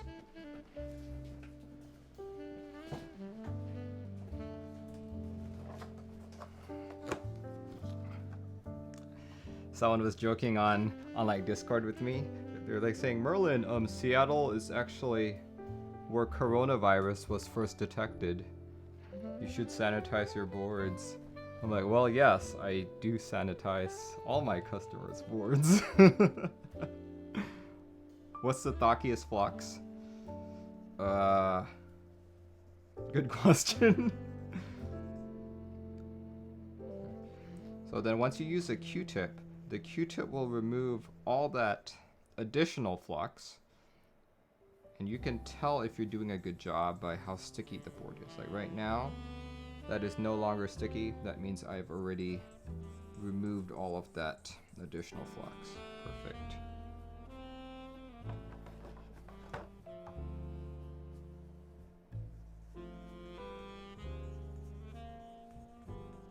I recommend doing this especially if you have like a see-through case.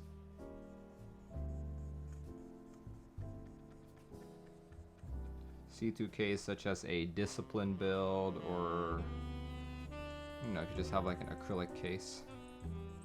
Makes the presentation a lot nicer.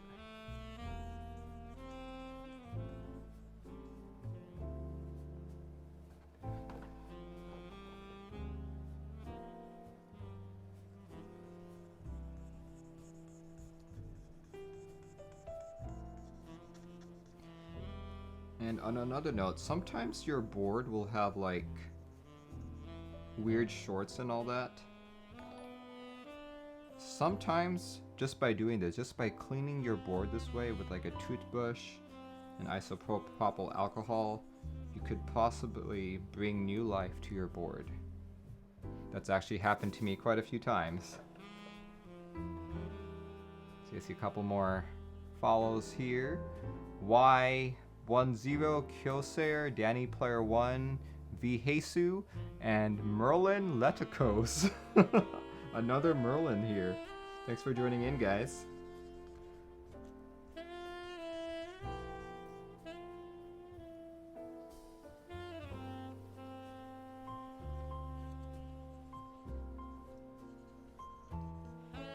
All right.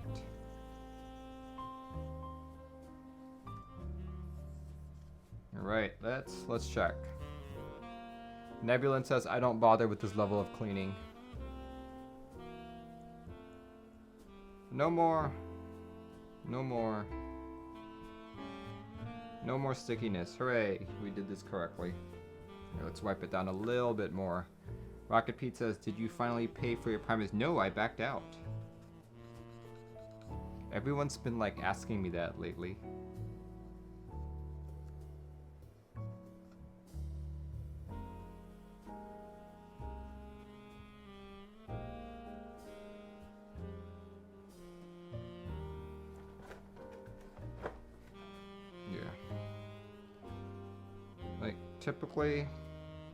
Typically on a lot of boards, you don't need to do this.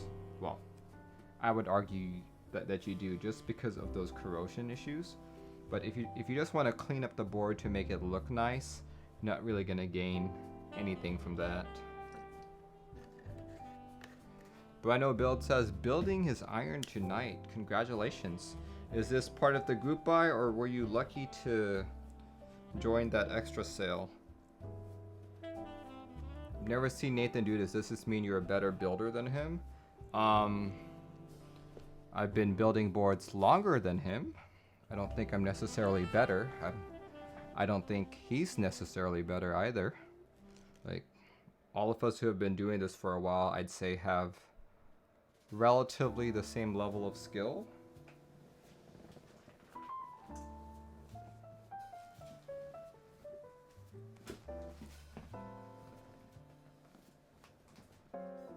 Right, here we go.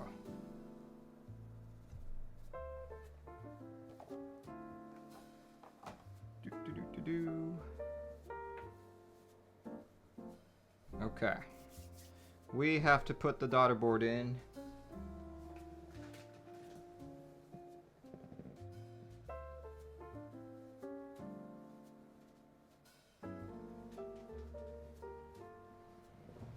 Here we go. It goes in there. Just make sure it lines up properly. Awesome. Awesome possum. Okay. Alright, you know what? I'm gonna grab another drink because I'm still thirsty. Let's see. Any guesses as to what drink I will grab next? It's showed up on this stream before, and it will not be alcoholic. I don't like to drink when I'm building like a customer's board.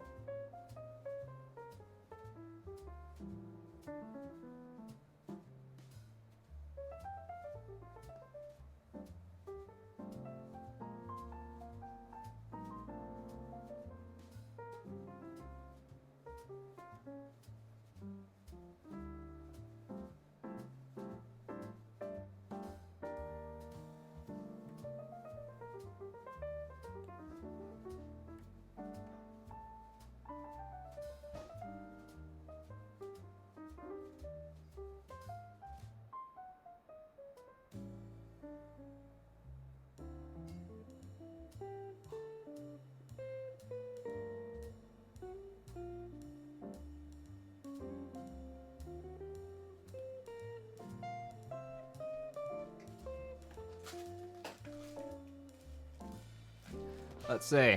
Monster Energy Frost, Boomer Juice. What else? What else? Ito and green tea. That's actually a very good guess, but no. I'm not gonna. Here we go.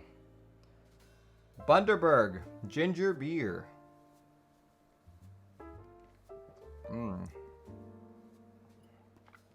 There we go. All right. Let's see. Let's grab the screws for this guy. All these tiny screws. Tiny screws. Okay, good thing it's not deep like the case screws. There we go. There's one. Looks like I'll need 4 of them. 2. What else? 3. And I see the 4th one. And 4.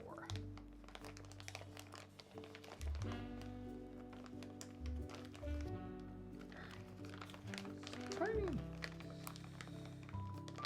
Okay. Screw those in. Let's see, is it hex? Yes, it is hex.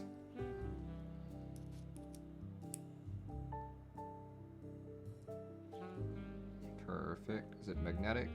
Seems to be magnetic. It is not magnetic. I take that back. These are not magnetic. Why? Why are they not magnetic?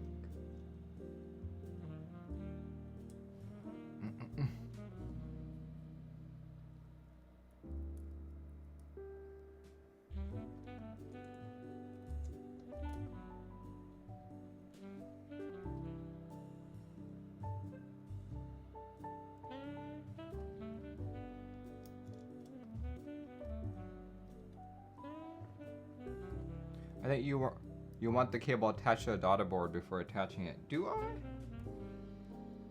Alright. I will take that. Doesn't seem like it's going to be hard to be attached.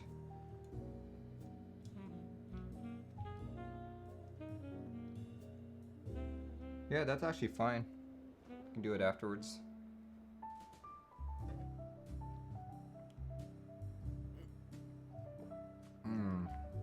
Alright. Let's see. The last gasket board that I built, I did not put foam in it and it turned out well.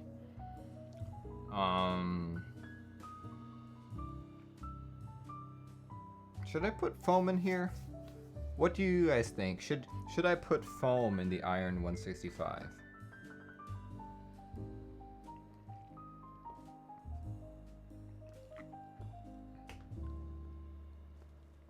No foam first.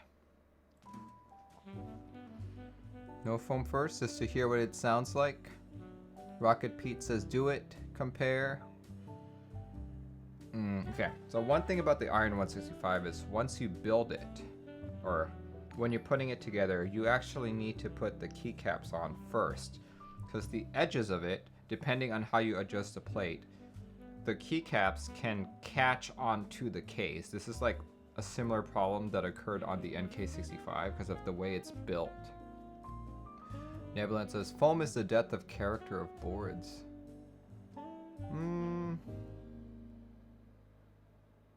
Sure, let's do it without the foam first. Let's see what happens.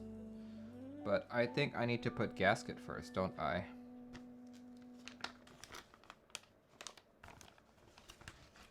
Those are the gaskets. I've never actually seen gaskets like these. It's not really gaskets per se, but rather just... Yeah, that's not really a gasket. That's just like rubber padding. It almost looks like regular foam. It's funny. It is so funny.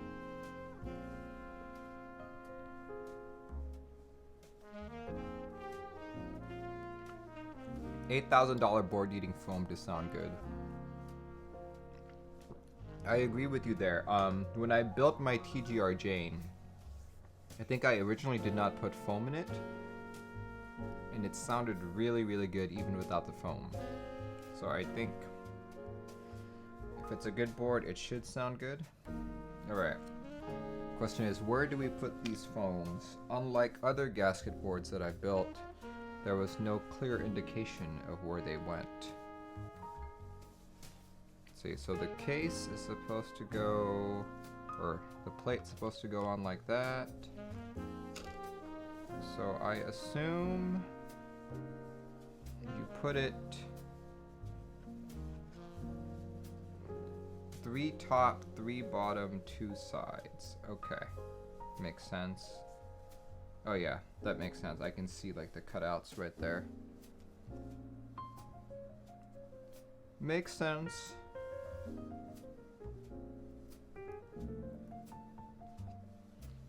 And this also explains why Langlandia said I needed to apply lots of pressure on it in order for it to close.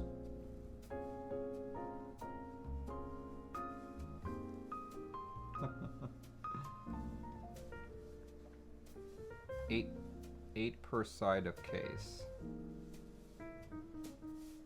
Man, that's kind of a...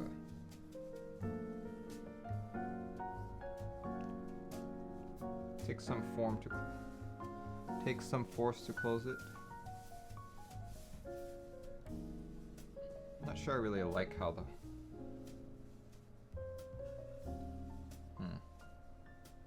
I think I'm used to seeing like an actual gasket place to like stick that gasket in. This one's just a dampener. I guess I will make my opinions once I actually put it together.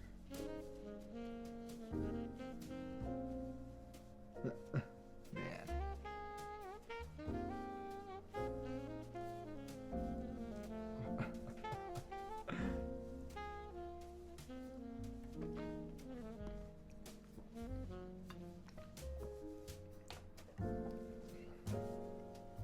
Really? Let's see. Let's test fit it right now.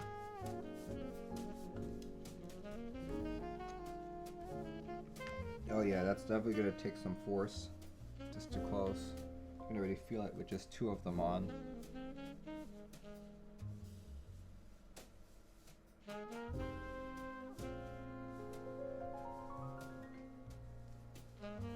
Whew. Okay. We'll figure this out later. Oh, you should plug the JST before you plug the gasket in. Really? Sure. Just do that, since people keep mentioning that. Even though I don't think it's gonna be a problem.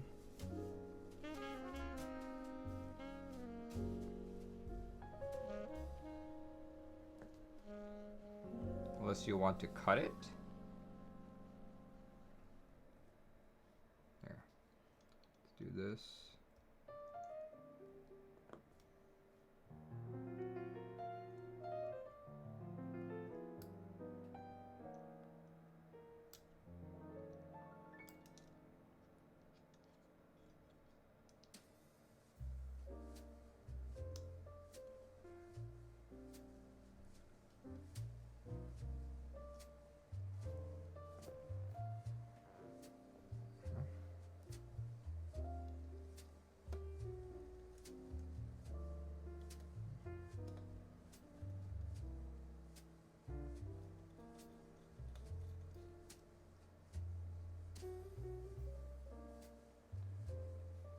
Then the daughter boards are when the gaskets are on. Ah, okay. You did not mention that it was a gasket issue.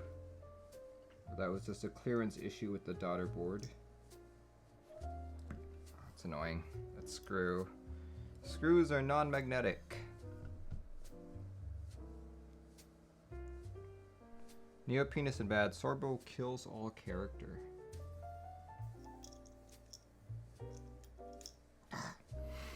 Last screw. Oh my gosh.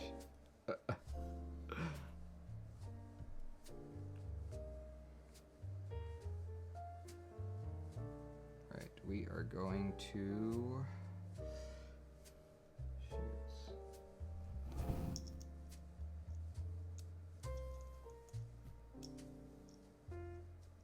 Okay. Let's try that again. Holy crap.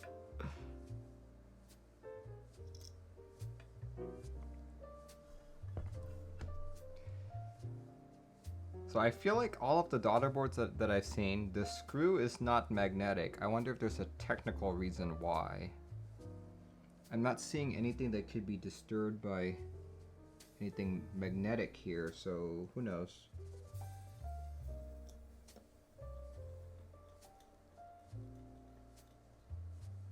Okay. That look good? Yep, that looks aligned. I do notice that the weight is a little loose, so let me screw the weight tighter.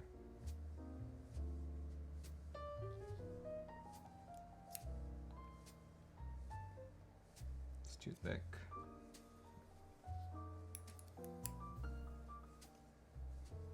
Yeah, that weight is a little loose. There we go. Okay, much better. Much, much better.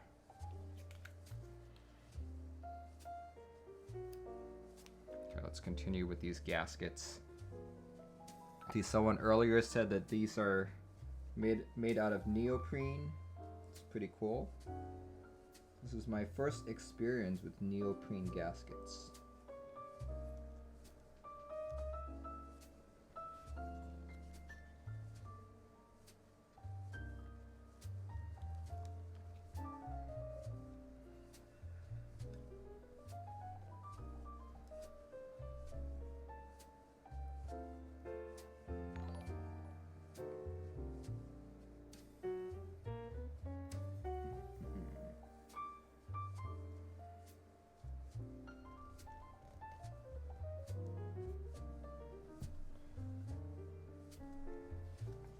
Very interesting.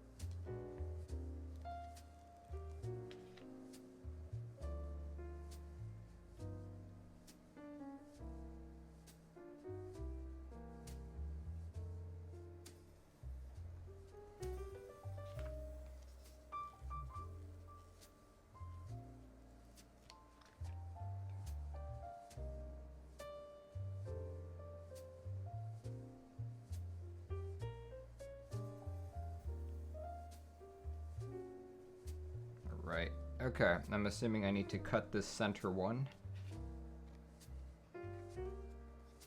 Let's see. Let's cut it.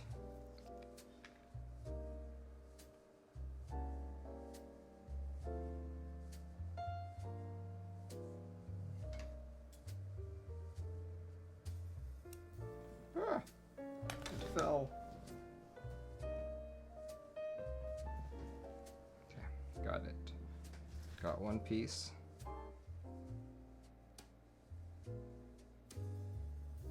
Super sticky.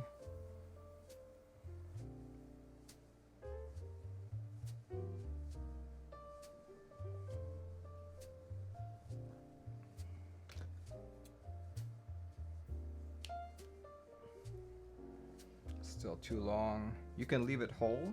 I can?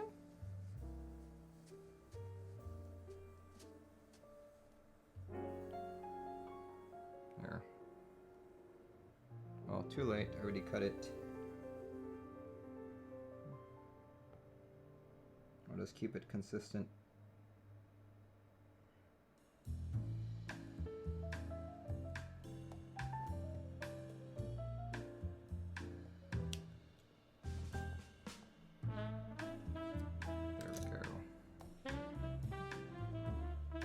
Okay, gotta do the same thing with the top.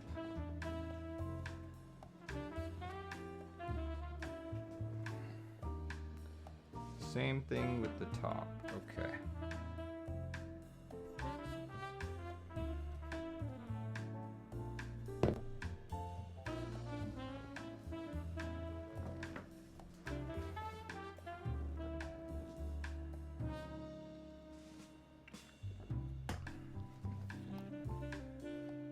Okay, so the channels are a lot clearer here. This should be easier.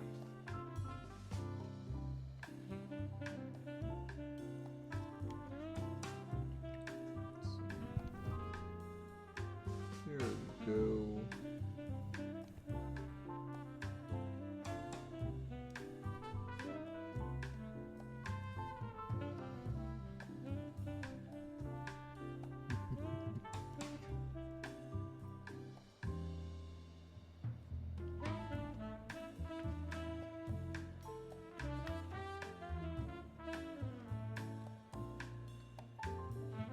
You saw some people sticking their gaskets to the plate for Polaris.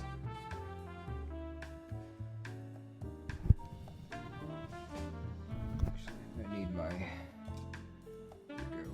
That should do it.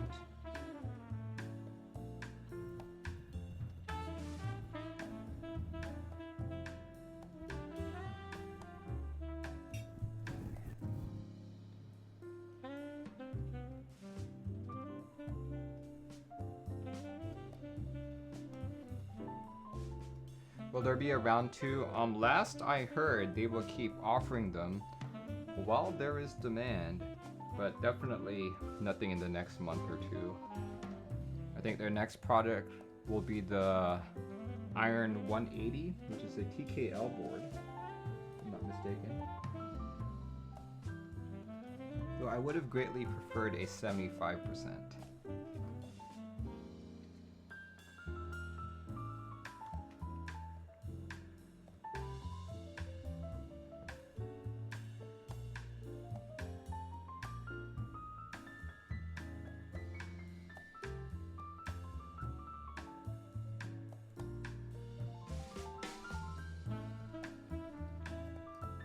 It's gonna be very, very tight fit. Holy cow.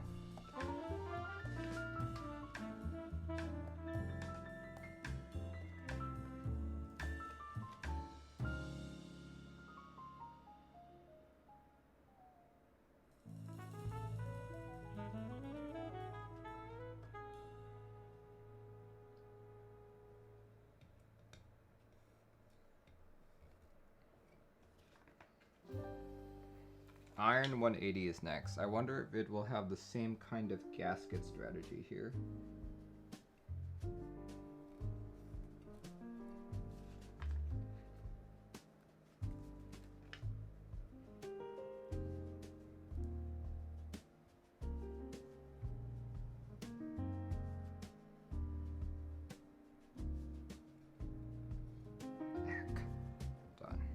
that thing's super sticky and it's not sticking right.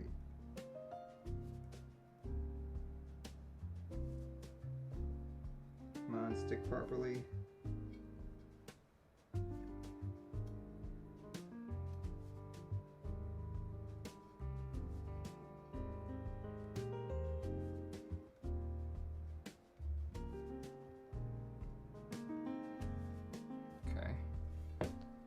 Last but not the least,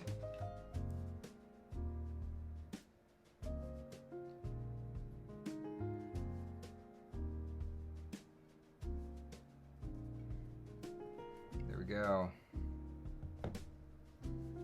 All right, let's put this board together.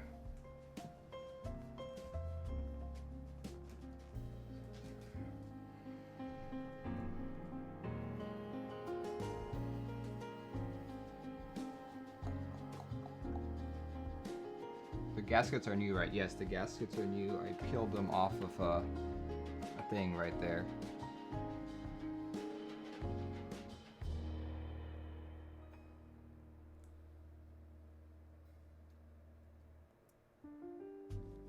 Okay, make sure this is connected tight.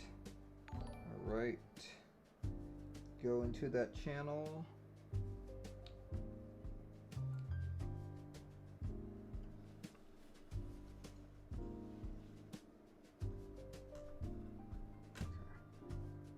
Line this properly. This cable doesn't want to align. Come on, go in there. Go into that channel. There we go. Oh, nope.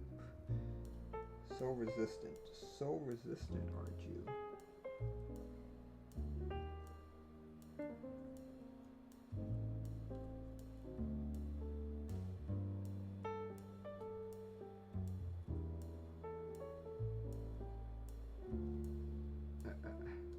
I'll review for the tube. Thank you. Thank you for following.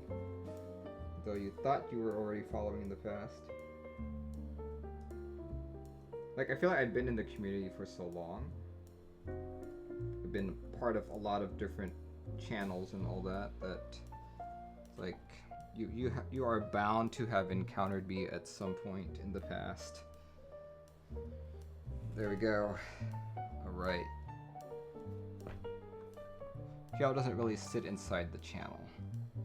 Well, I just made it. I just made it sit in there.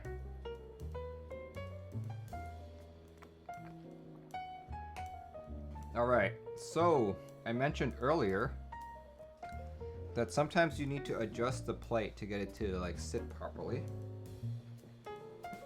So the way to do that is to actually put keycaps on first. So we're just going to do the corner ones to be absolutely sure. We're going to do the right arrow key. We're going to do the escape key.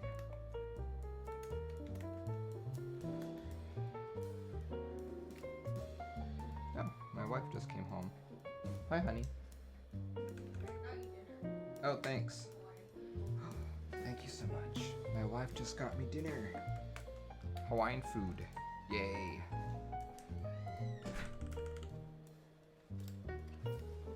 All right. Okay. Here. We have corner keys set up. My mic's no longer pointed at me because my hat keeps hitting it. There we go. The corner keys are set up.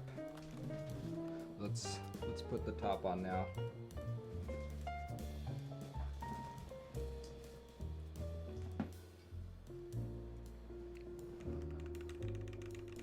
That's why you gotta tell them to comment and subscribe every 10 seconds. Oh yeah, sure. Alright guys, make sure you put in all your bits, all your donations. Don't forget to subscribe to my channel.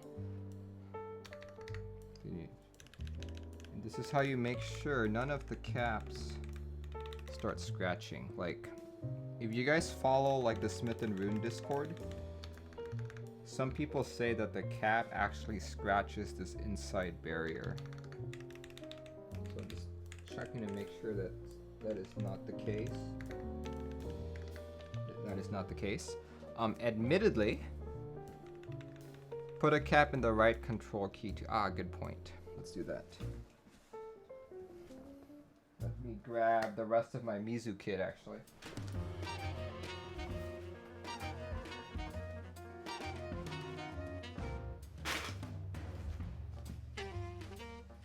No, that's not the key.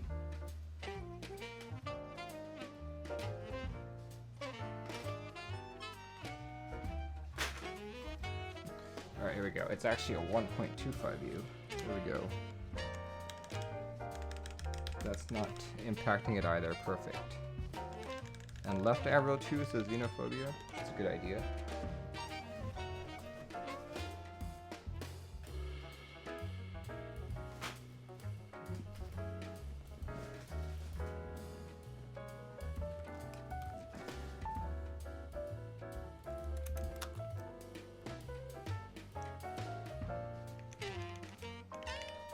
And I guess might as well do that other side too while I'm at it.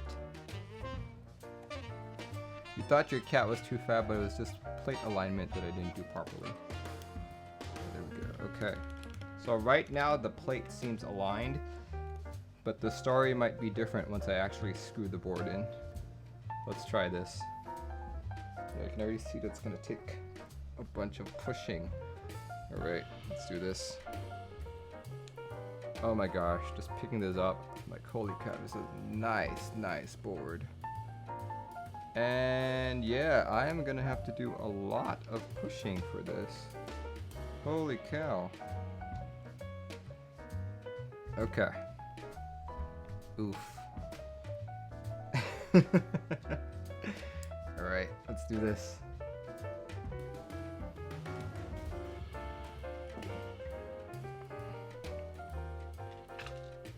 Yeah, it's tight. Tight AF. Okay. I'll keep that in mind. Time to give it the squeeze. It's a fine looking Keeb. Thank you. It is my customer's build. Hopefully he thinks it's a fine looking Keeb as well.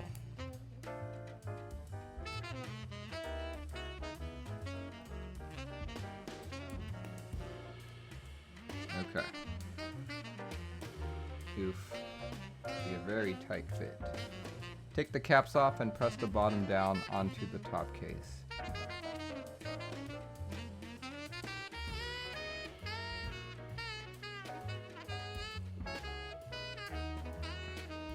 Alright, but that's gonna guarantee that the plate won't be aligned.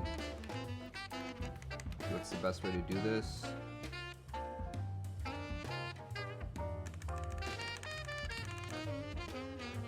Give you guys a quick sound test.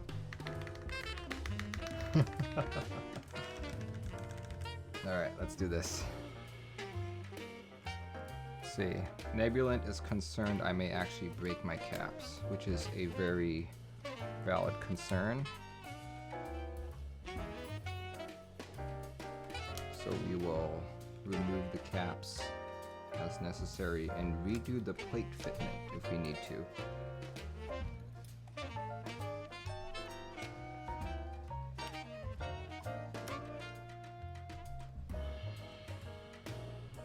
Okay, here goes.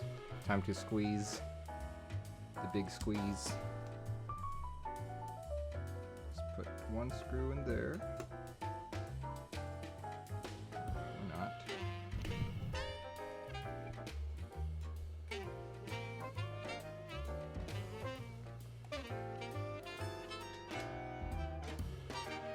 Another screw in there.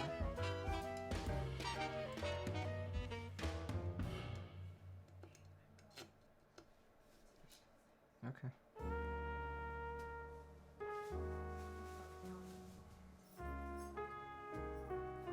One more screw in there.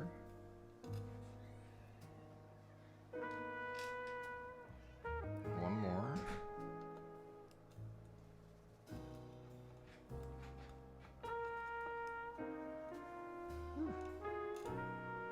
Okay.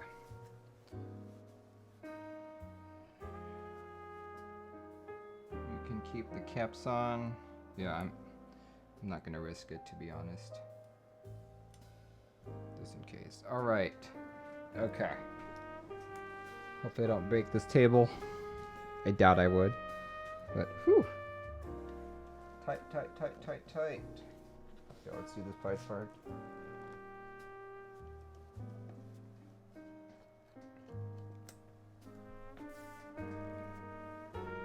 Hey, this isn't too bad, to be honest.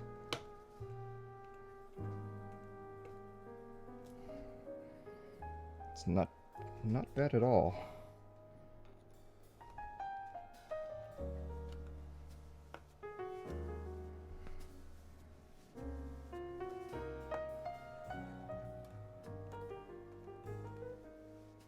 Okay. Now the hard part is this top half.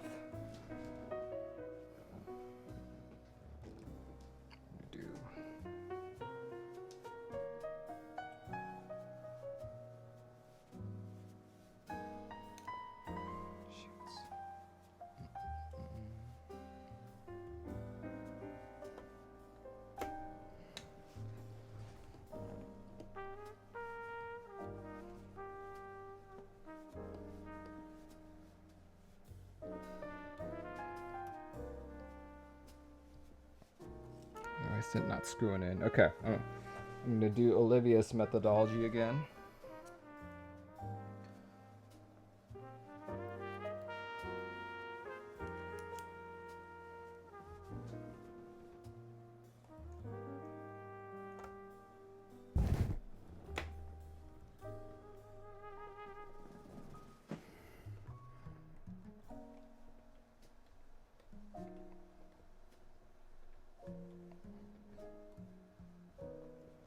Okay.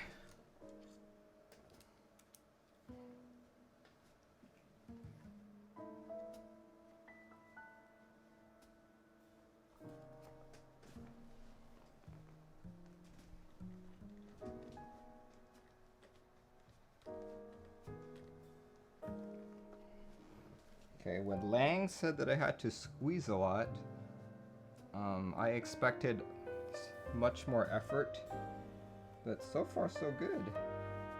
Not really encountering any issues so far.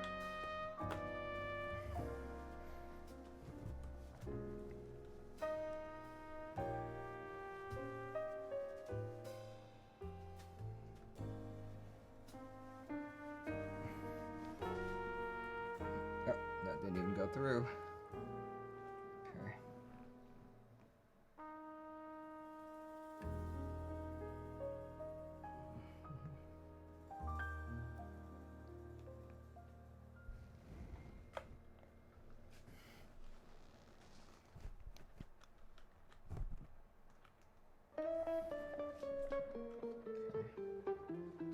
Checking all the screws again.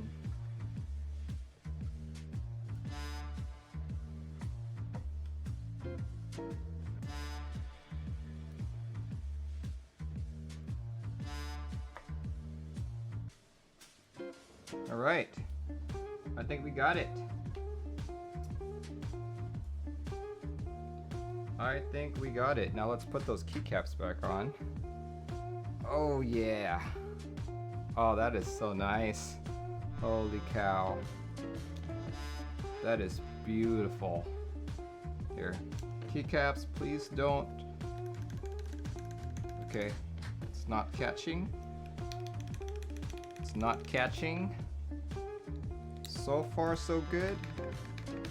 Not catching. Control key. Oh, good. Yay, no problems. The plate is properly aligned. Perfect.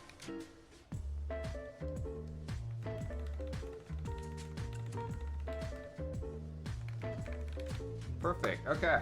Excellent. Whew. This feels really great. Holy cow. Holy cow. Let's see, Ronan says, I feel like gasket mount for high-end boards to be not an exacting science. The mating surfaces should fit in perfectly. Interesting. $8,000 board doesn't even have RGB. Yeah, I know. RGB is unfortunately, well, some would say fortunately, is a much better fit for lower end boards.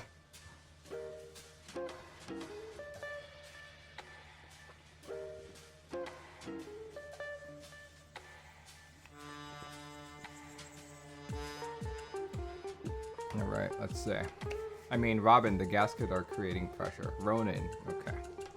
So after I put all the keycaps on this, I am actually going to compare it with the Volcano 660. Right, okay. Let's clean up a bit here before we put on all of the keycaps.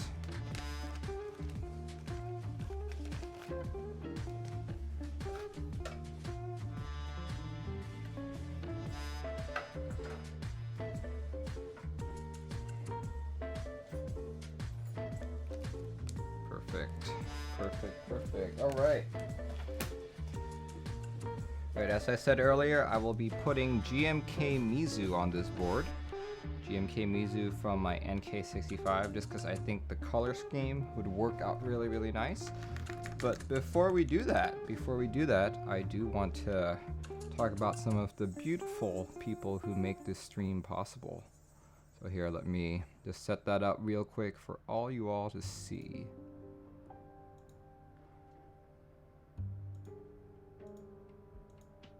Let's see. Here we go.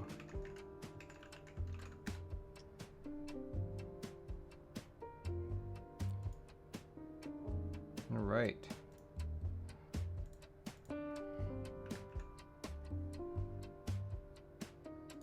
All right. Speaking of beautiful people making this stream possible, let's see. Oh, that's funny. It's not even showing up here. Hold on.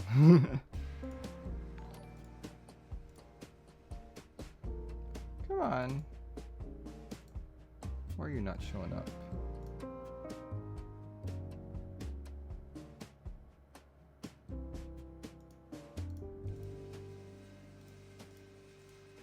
Oh, there we go. That's why. That's stupid.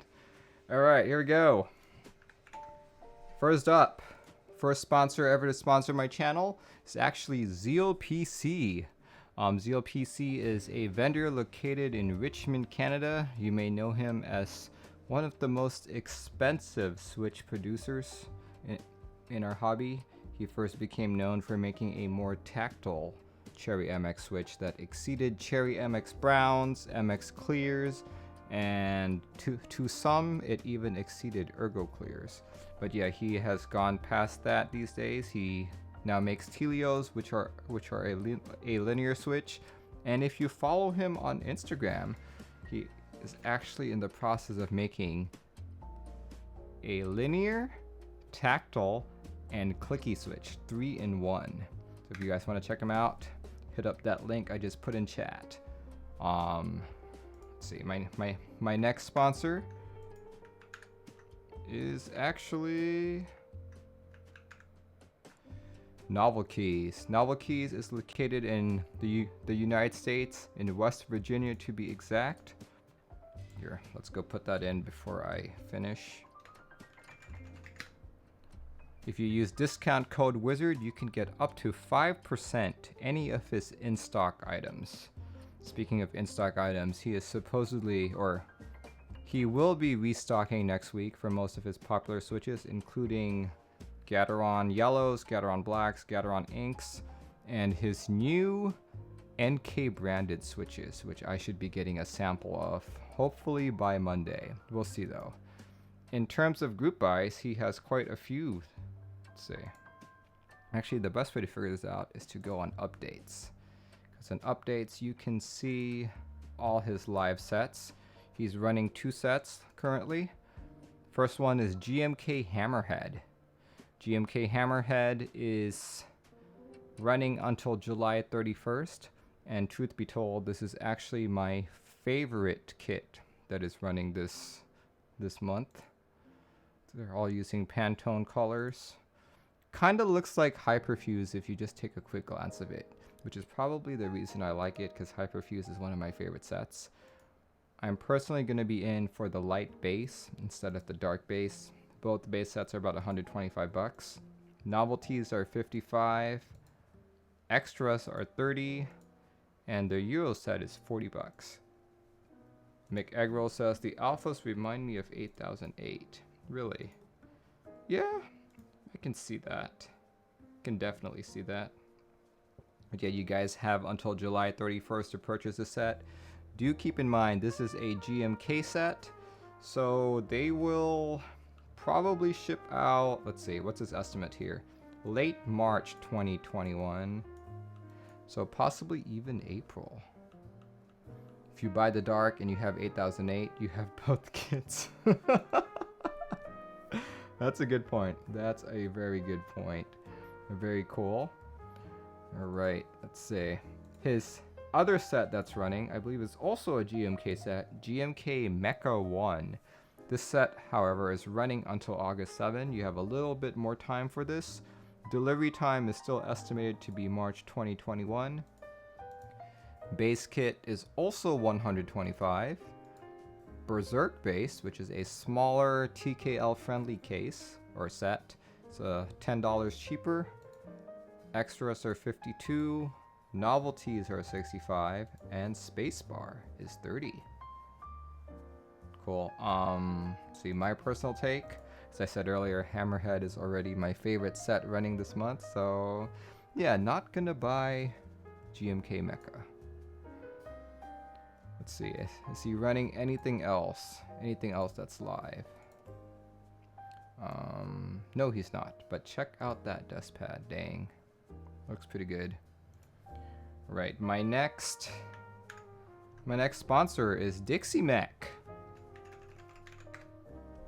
Let's see, did that trigger? Nope, I always forget what I set it to. I think it says Dixie. There we go, DixieMech.com. He's running 2 sets right now. GMK Nuclear Data by Heinebush. And his newest set, which just released on Friday, is Pono. Let's see. If you're familiar with Nuclear Data, you may recognize this as a set that previously ran in SA way back in the day. I'd say maybe 2016, 2015. Let's see, what are its prices? All right, about 125 bucks. It's fairly usual. Green desk mat and all that good stuff. Let's see, what else does he have here? Pono, since Pono just started on Friday, you have a few more days for that. So they're both 125 bucks. Pono is actually also a set that I really like because it's cats, and I absolutely love cats. But the colors don't really speak to me. I feel like this would have been better as like a lighter colored set, but that's just so cute. Look at that. Look at that cat. Oh my gosh. That's too cute. That's too cute. I might have to buy the novelties just to keep me happy. Who knows? Grendel says might work with the white or pink board. Absolutely agree. Since this is a GMK set, do expect it to ship very late, possibly April, possibly May. Who knows at this point? Let's see. Nebulan says Dixie has a lot of sets and color matching, but the process is moving along. I see. All right. Next sponsor is Keebio. Keebio is a fellow QMK collaborator, such as, let's see, who was on chat today? Xenophobia and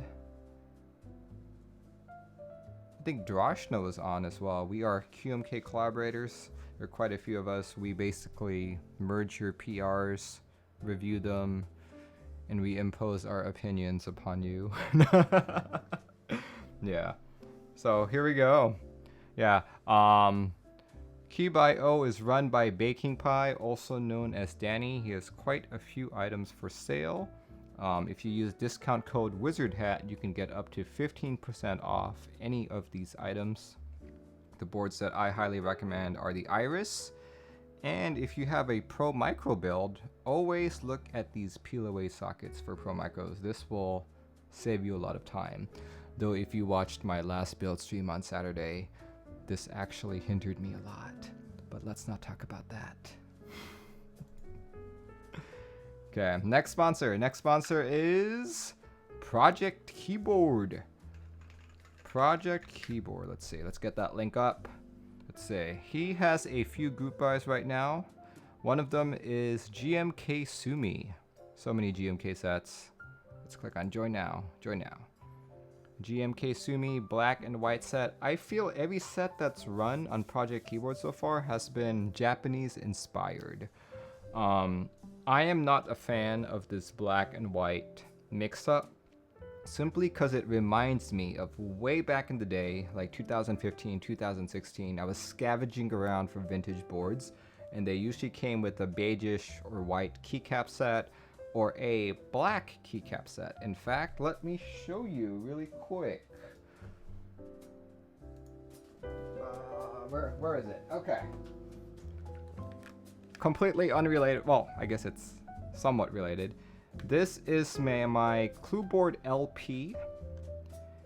And if you look closely, these are super shiny keycaps with some strange legends on the side as well. This is from an old Desco board that I picked up. These are made of palm, but a majority of the old boards were like black and white and like all that. So what this set looks to me, this set reminds me of key sets that I cobbled up back in the day. So which is why I'm not a big fan of it. However, I am a big fan of the dust mats. These are absolutely gorgeous. Oh my gosh. Like, I think I mentioned it on Sunday's group buy stream, but this looks like a painting I could like frame and hang up on the wall up there. Maybe I'll do that. Who knows? Who knows? It's just cool. Soap Addict says that is greasy. You're probably talking about this. That's because it's a palm board, and these keycaps are probably at least 20 years old, maybe. We'll see. Cool. Let's see. His other group buy that he's currently running is the Ellen Gate. The Ellen Gate is running until the 30th of this month. This was designed and created by a fellow streamer, Mr. Keebs. If you guys tune in on my Tuesday streams, I use his KLE to QMK website quite a lot in order to help me with all of my porting. So yeah, definitely, if a 50% type board is to your liking, please purchase this. Help out Mr. Keebs. Let's see. There are actual photos here. There we go. Prototypes. There's a polycarb and an aluminum one. $350 though, so kind of steep. Otherwise, Project Keyboard also sells a bunch of different boards in various states of in stock, out of stock.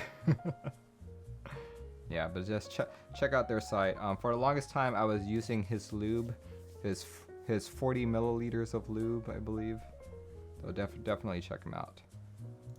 My next sponsor is Canon Keys.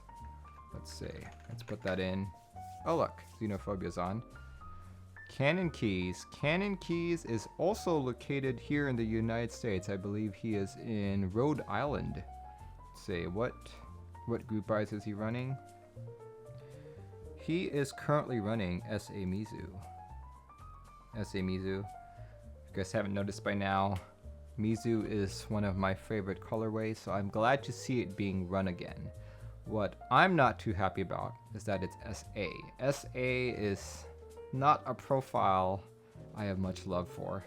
But yeah, for a base kit, you can get $140. Homing, $7. Rama cap, 43. The other one, 38. Yeah, check it out. Look at that. They said they're doing cat eventually. Cat is a profile that I like, so I will be looking forward to that. Let's see, what other group buys is he running? He is doing a GMK set as well. GMK Bread. Let's see, this one's running till August 1st. If you like the brown and beigeish colorway, this is the set to get. Look at that. Oh, very nice. But I think the novelties are pretty cool. Look at that. That's toast, a croissant. Is that a dog? I think that's a dog. Very cool. And I do have a special announcement today. I have a new partner. He's actually in chat right now. I present to you keyboardlube.com. Here, let me just paste the link in chat right now. Keyboardlube.com. Keyboardlube.com is a US-based keyboard store, obviously selling keyboard lube. And if you use discount code Merlin, you can get up to you can get up to 5% off all the products. Oh, there we go. Thanks, Xenophobia. Yeah, 205. You can buy 205 G0 and 3, 5, 10, 20, and 40 milliliter variants. Oh wow, that is very pricey. But one reason why I like Keyboard Lube is because he's here. He's here in Washington. He's actually in the same place where my UPS box is, so he's not that far from me. I should probably meet up with him sometime. Isn't that right, Mr. Davis? But yeah, this is my newest partner. I think he is the second keyboard store ever here in Washington State. The first being the key opener guy. This one. Here, I'll show it here. Yeah, I think he might be the second keyboard store here. Signature Plastic. Signature Plastics I don't really look at as a keyboard store. They're more like a manufacturer, like a conglomerate kind of deal. But I mean like people like Devaz and all that. Very cool. Nice, we'll buy some. Oh, Davis, send that to me through Discord and I will link it in chat.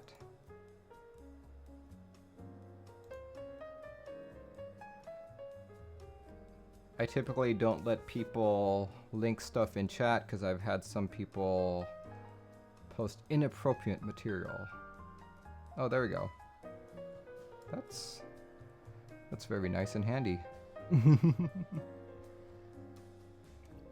So I definitely check out his store. From what I know, he is very well stocked. What else does he have? He has GPL 105. If you're looking for Milmax sockets, he's got 0305 and 7305 available. Let's see what else. What else do you have here? You've got Everglide screw and stabs, 2U, and oh, your 6.25U is sold out. Of course it's sold out. That's like the most wanted thing in this community. Very cool. Alright folks, thanks for joining in and letting me talk about my wonderful sponsors. Let's get to putting keycaps on this Iron 165. Alright, here we go.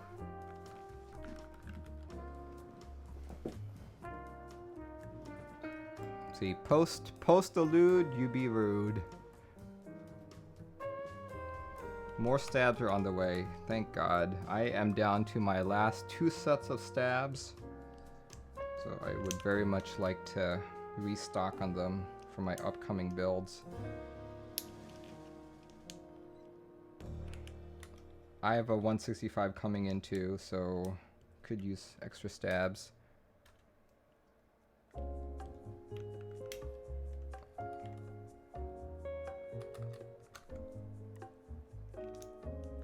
Well, I'll get you some stabs.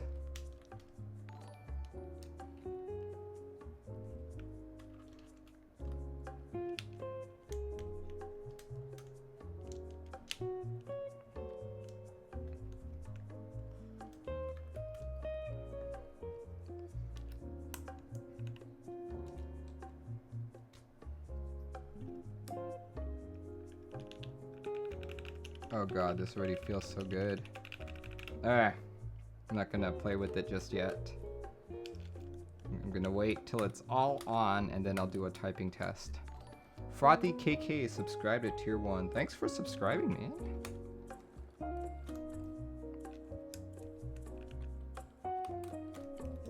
Show the flex.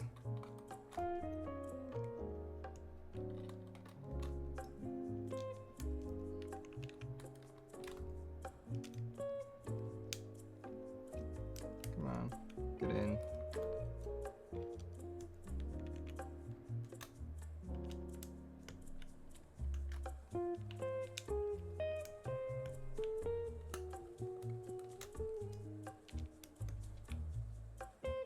Yeah, it's looking so nice. Awesome Aji says, it's been 2 weeks since I ordered my loop switches and stabs on one-up keyboards and no tracking number yet. Uh-oh. Well, I just ordered some springs from them on Thursday and I haven't received a tracking number either, but I talk with one-up keyboards a lot. I am responsible for putting all of their boards into VIA, which they were very grateful for. So hopefully all my springs ship on time. They said they still 3 weeks behind. Oof. That's probably because they were forced to shut down. So they had 3 weeks or so of like orders from the community just to work through.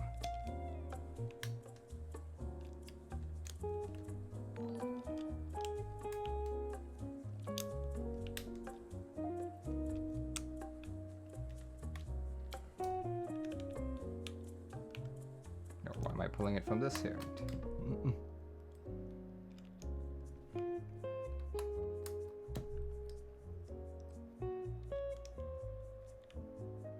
They're good though. Yeah, I feel like one-up keyboards caters more to not necessarily enthusiasts, but people who really like small DIY electronics projects. They say that a lot of their sales goes to like Maker Faire and all that.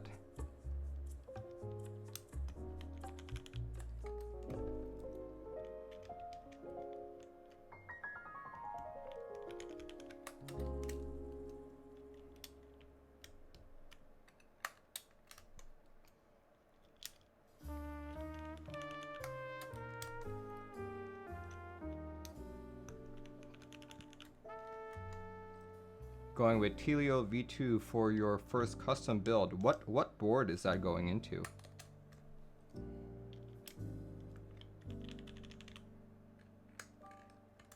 There goes the cat. There goes the super key. Super key.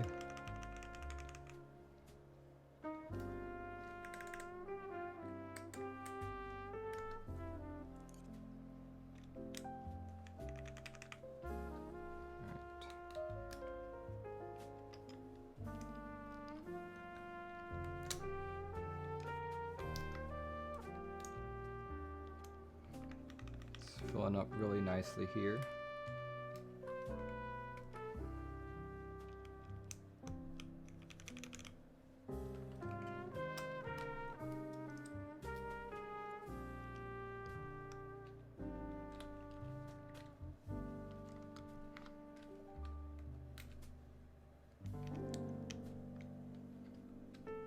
KBD 75 V1. Oh, interesting. I was unaware that they still sold the V1s. I thought they had fully migrated to V2. Guess not.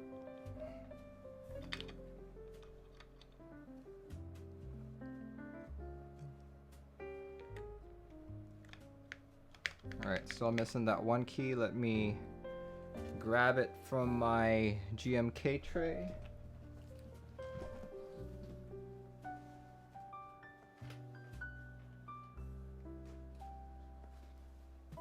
Don't actually have an FN key for it, but I can just use this menu key right there. Woo! Look at that. Look at this beauty. My word. And just from the quick typing I was doing on it earlier, I can already tell this is going to be one of my favorite boards. Oh my word. Alright, let's do a typing test. Typing test. This looks good with Mizu.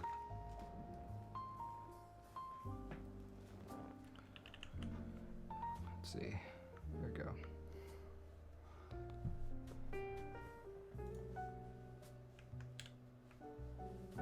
Okay, typing test. Typing test. Stream is so laggy on your Wi-Fi. See, what am I streaming at right now? I'm still at 4,000 kilobits here. Don't get attached, it's not your board. The funny thing is, I have this exact same board for myself.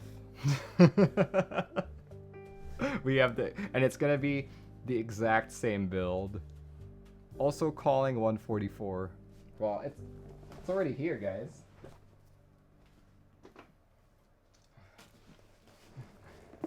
This is mine. This is my iron. I'm not actually gonna unwrap it because it's still in the paper. But yeah, see, there's the iron PCB right there.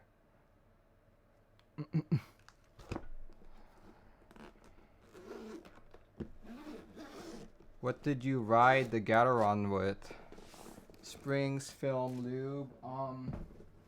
I actually don't have exact details on that. They came to me lubed along with the stabilizers.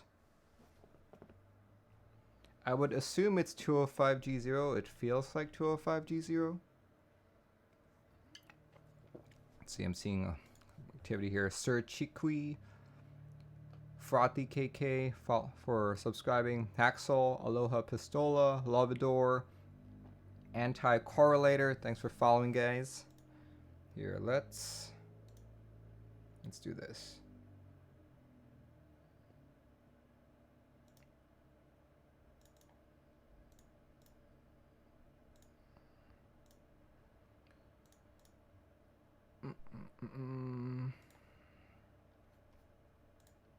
Here we go. Typing test. Iron in GB was not expensive. Yes, it was. It was still over $400. But I guess in the context of this hobby, 400 isn't all that much. All right. Let's see. Xenophobia called 144. I might be a little slower than that. We'll see. But Gateron ink blacks are my preferred weight. So let's see. Customer said he bought it aftermarket. All right, here we go. Let's do this.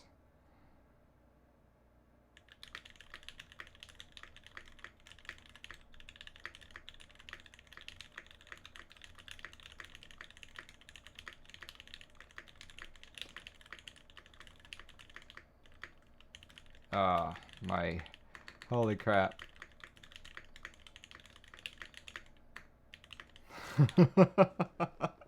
My accuracy is all over the place. 108, 84% accuracy. Let's try that again. Let's try that. Okay. Let's do the proper stretches. Okay. Here, let me move the mic closer. I'm going to aim it at the keyboard.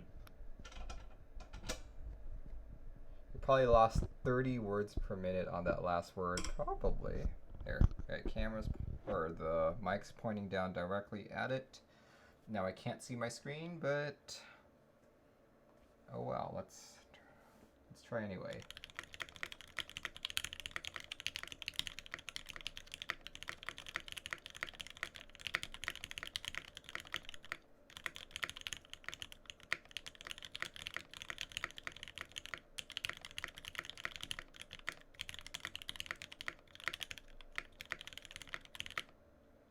$133, 87% accuracy. Very cool.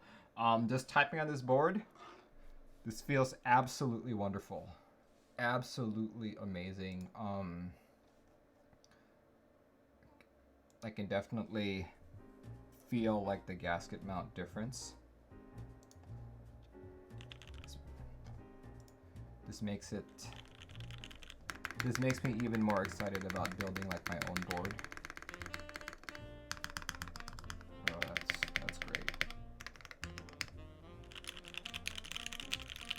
I like that a lot. Okay, now to compare this to my Volcano 660, which is another gasket mount board that I have, but I need to find it first. Let's see. Okay, it's gonna have the same switches.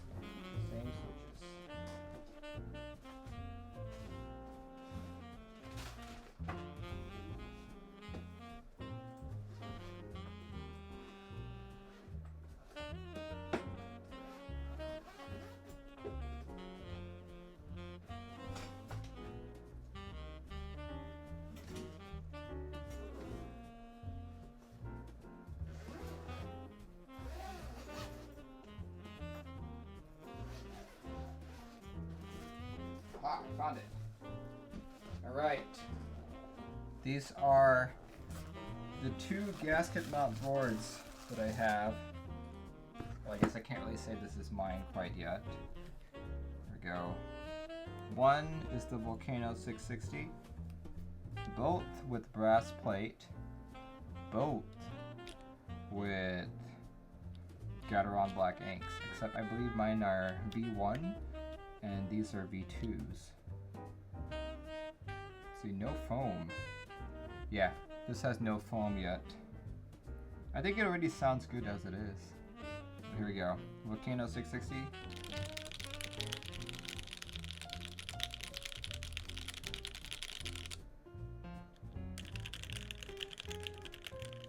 Yeah. Now that I'm looking at it, I think his switches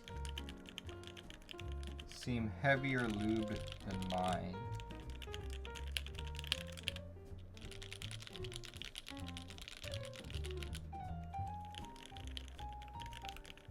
The all copper bottom of the FE doesn't help with sound, yeah.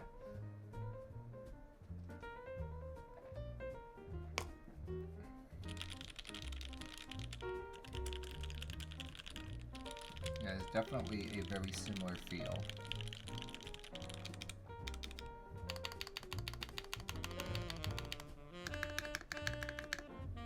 Nope, I don't want to do that.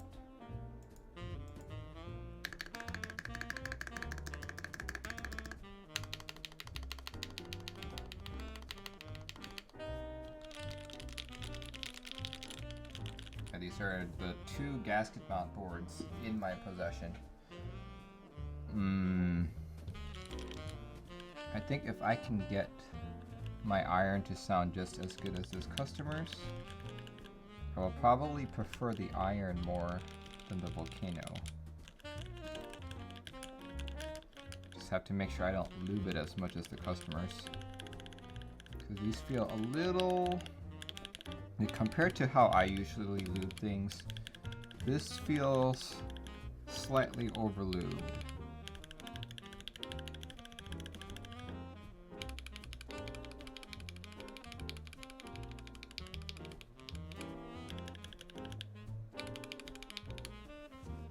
Yeah. Alright. Folks, I'm very pleased. Very pleased with this build.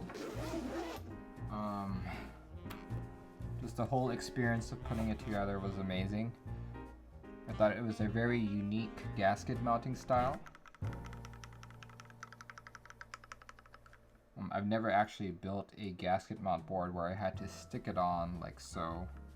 So yeah, this was interesting. Someone earlier was mentioning, oh, it's a $4,000 board. I'm not gonna say it's a $4,000 board, but it's definitely up there. I would probably say,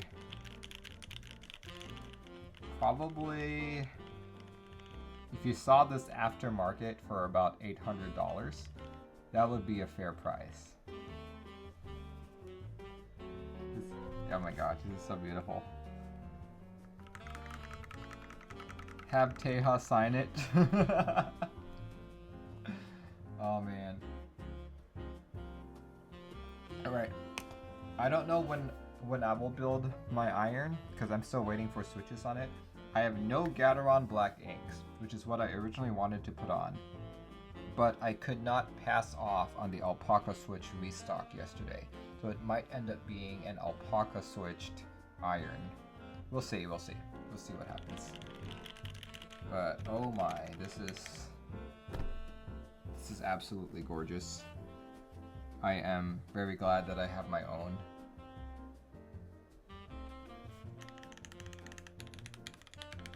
Out of curiosity, who here on chat actually owns an iron? I think there were 2 of you so far.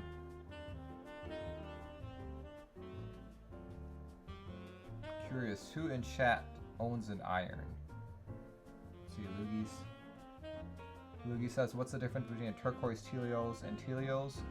Turquoise Telios have a smoother bottom, but I've only ever seen that advertised on Zeal. Merlin, what about Cherry MX Blue for iron? Sure, if you love Cherry MX Blues, why not? Rocket Pete says, put some cherry tops on alpacas. Ooh, okay. I've heard that mentioned a lot. I might try that. We'll see. See, Rocket Pete has it. Bruce Wayne has it. Grendel has it. Awesome. McEggroll doesn't have it. Cool. Very cool. I sure hope you guys are as happy as me to own one. I keep talking as if this board is mine, but it's close. It's close. Man. Alright. You will probably see this board on my desk on my next couple streams. Speaking of streams, my next stream should be this coming Sunday, or tomorrow actually. I will be talking about beginning and ending group buys for the upcoming week. For those of you wondering when the Think 6.5 will be going on group buy, it is next week, so we'll be talking about that on tomorrow's stream. Let's see how many people were here today. 105 at the end. Thank you guys for watching. Thank you everyone who followed and everyone who subscribed. This channel would not be where it is without a lot of your guys' support. So yeah, hope you guys keep coming along. If you want boards built, feel free to message me on Discord. You can see all of my contact information down below. My schedule is filling up though. Currently my earliest availability is late August, so yeah. Yeah, if that's something that interests you, hit me up down below. But without further ado, have a good rest of your weekend, guys, and hopefully I will see you at tomorrow's news stream. Goodbye.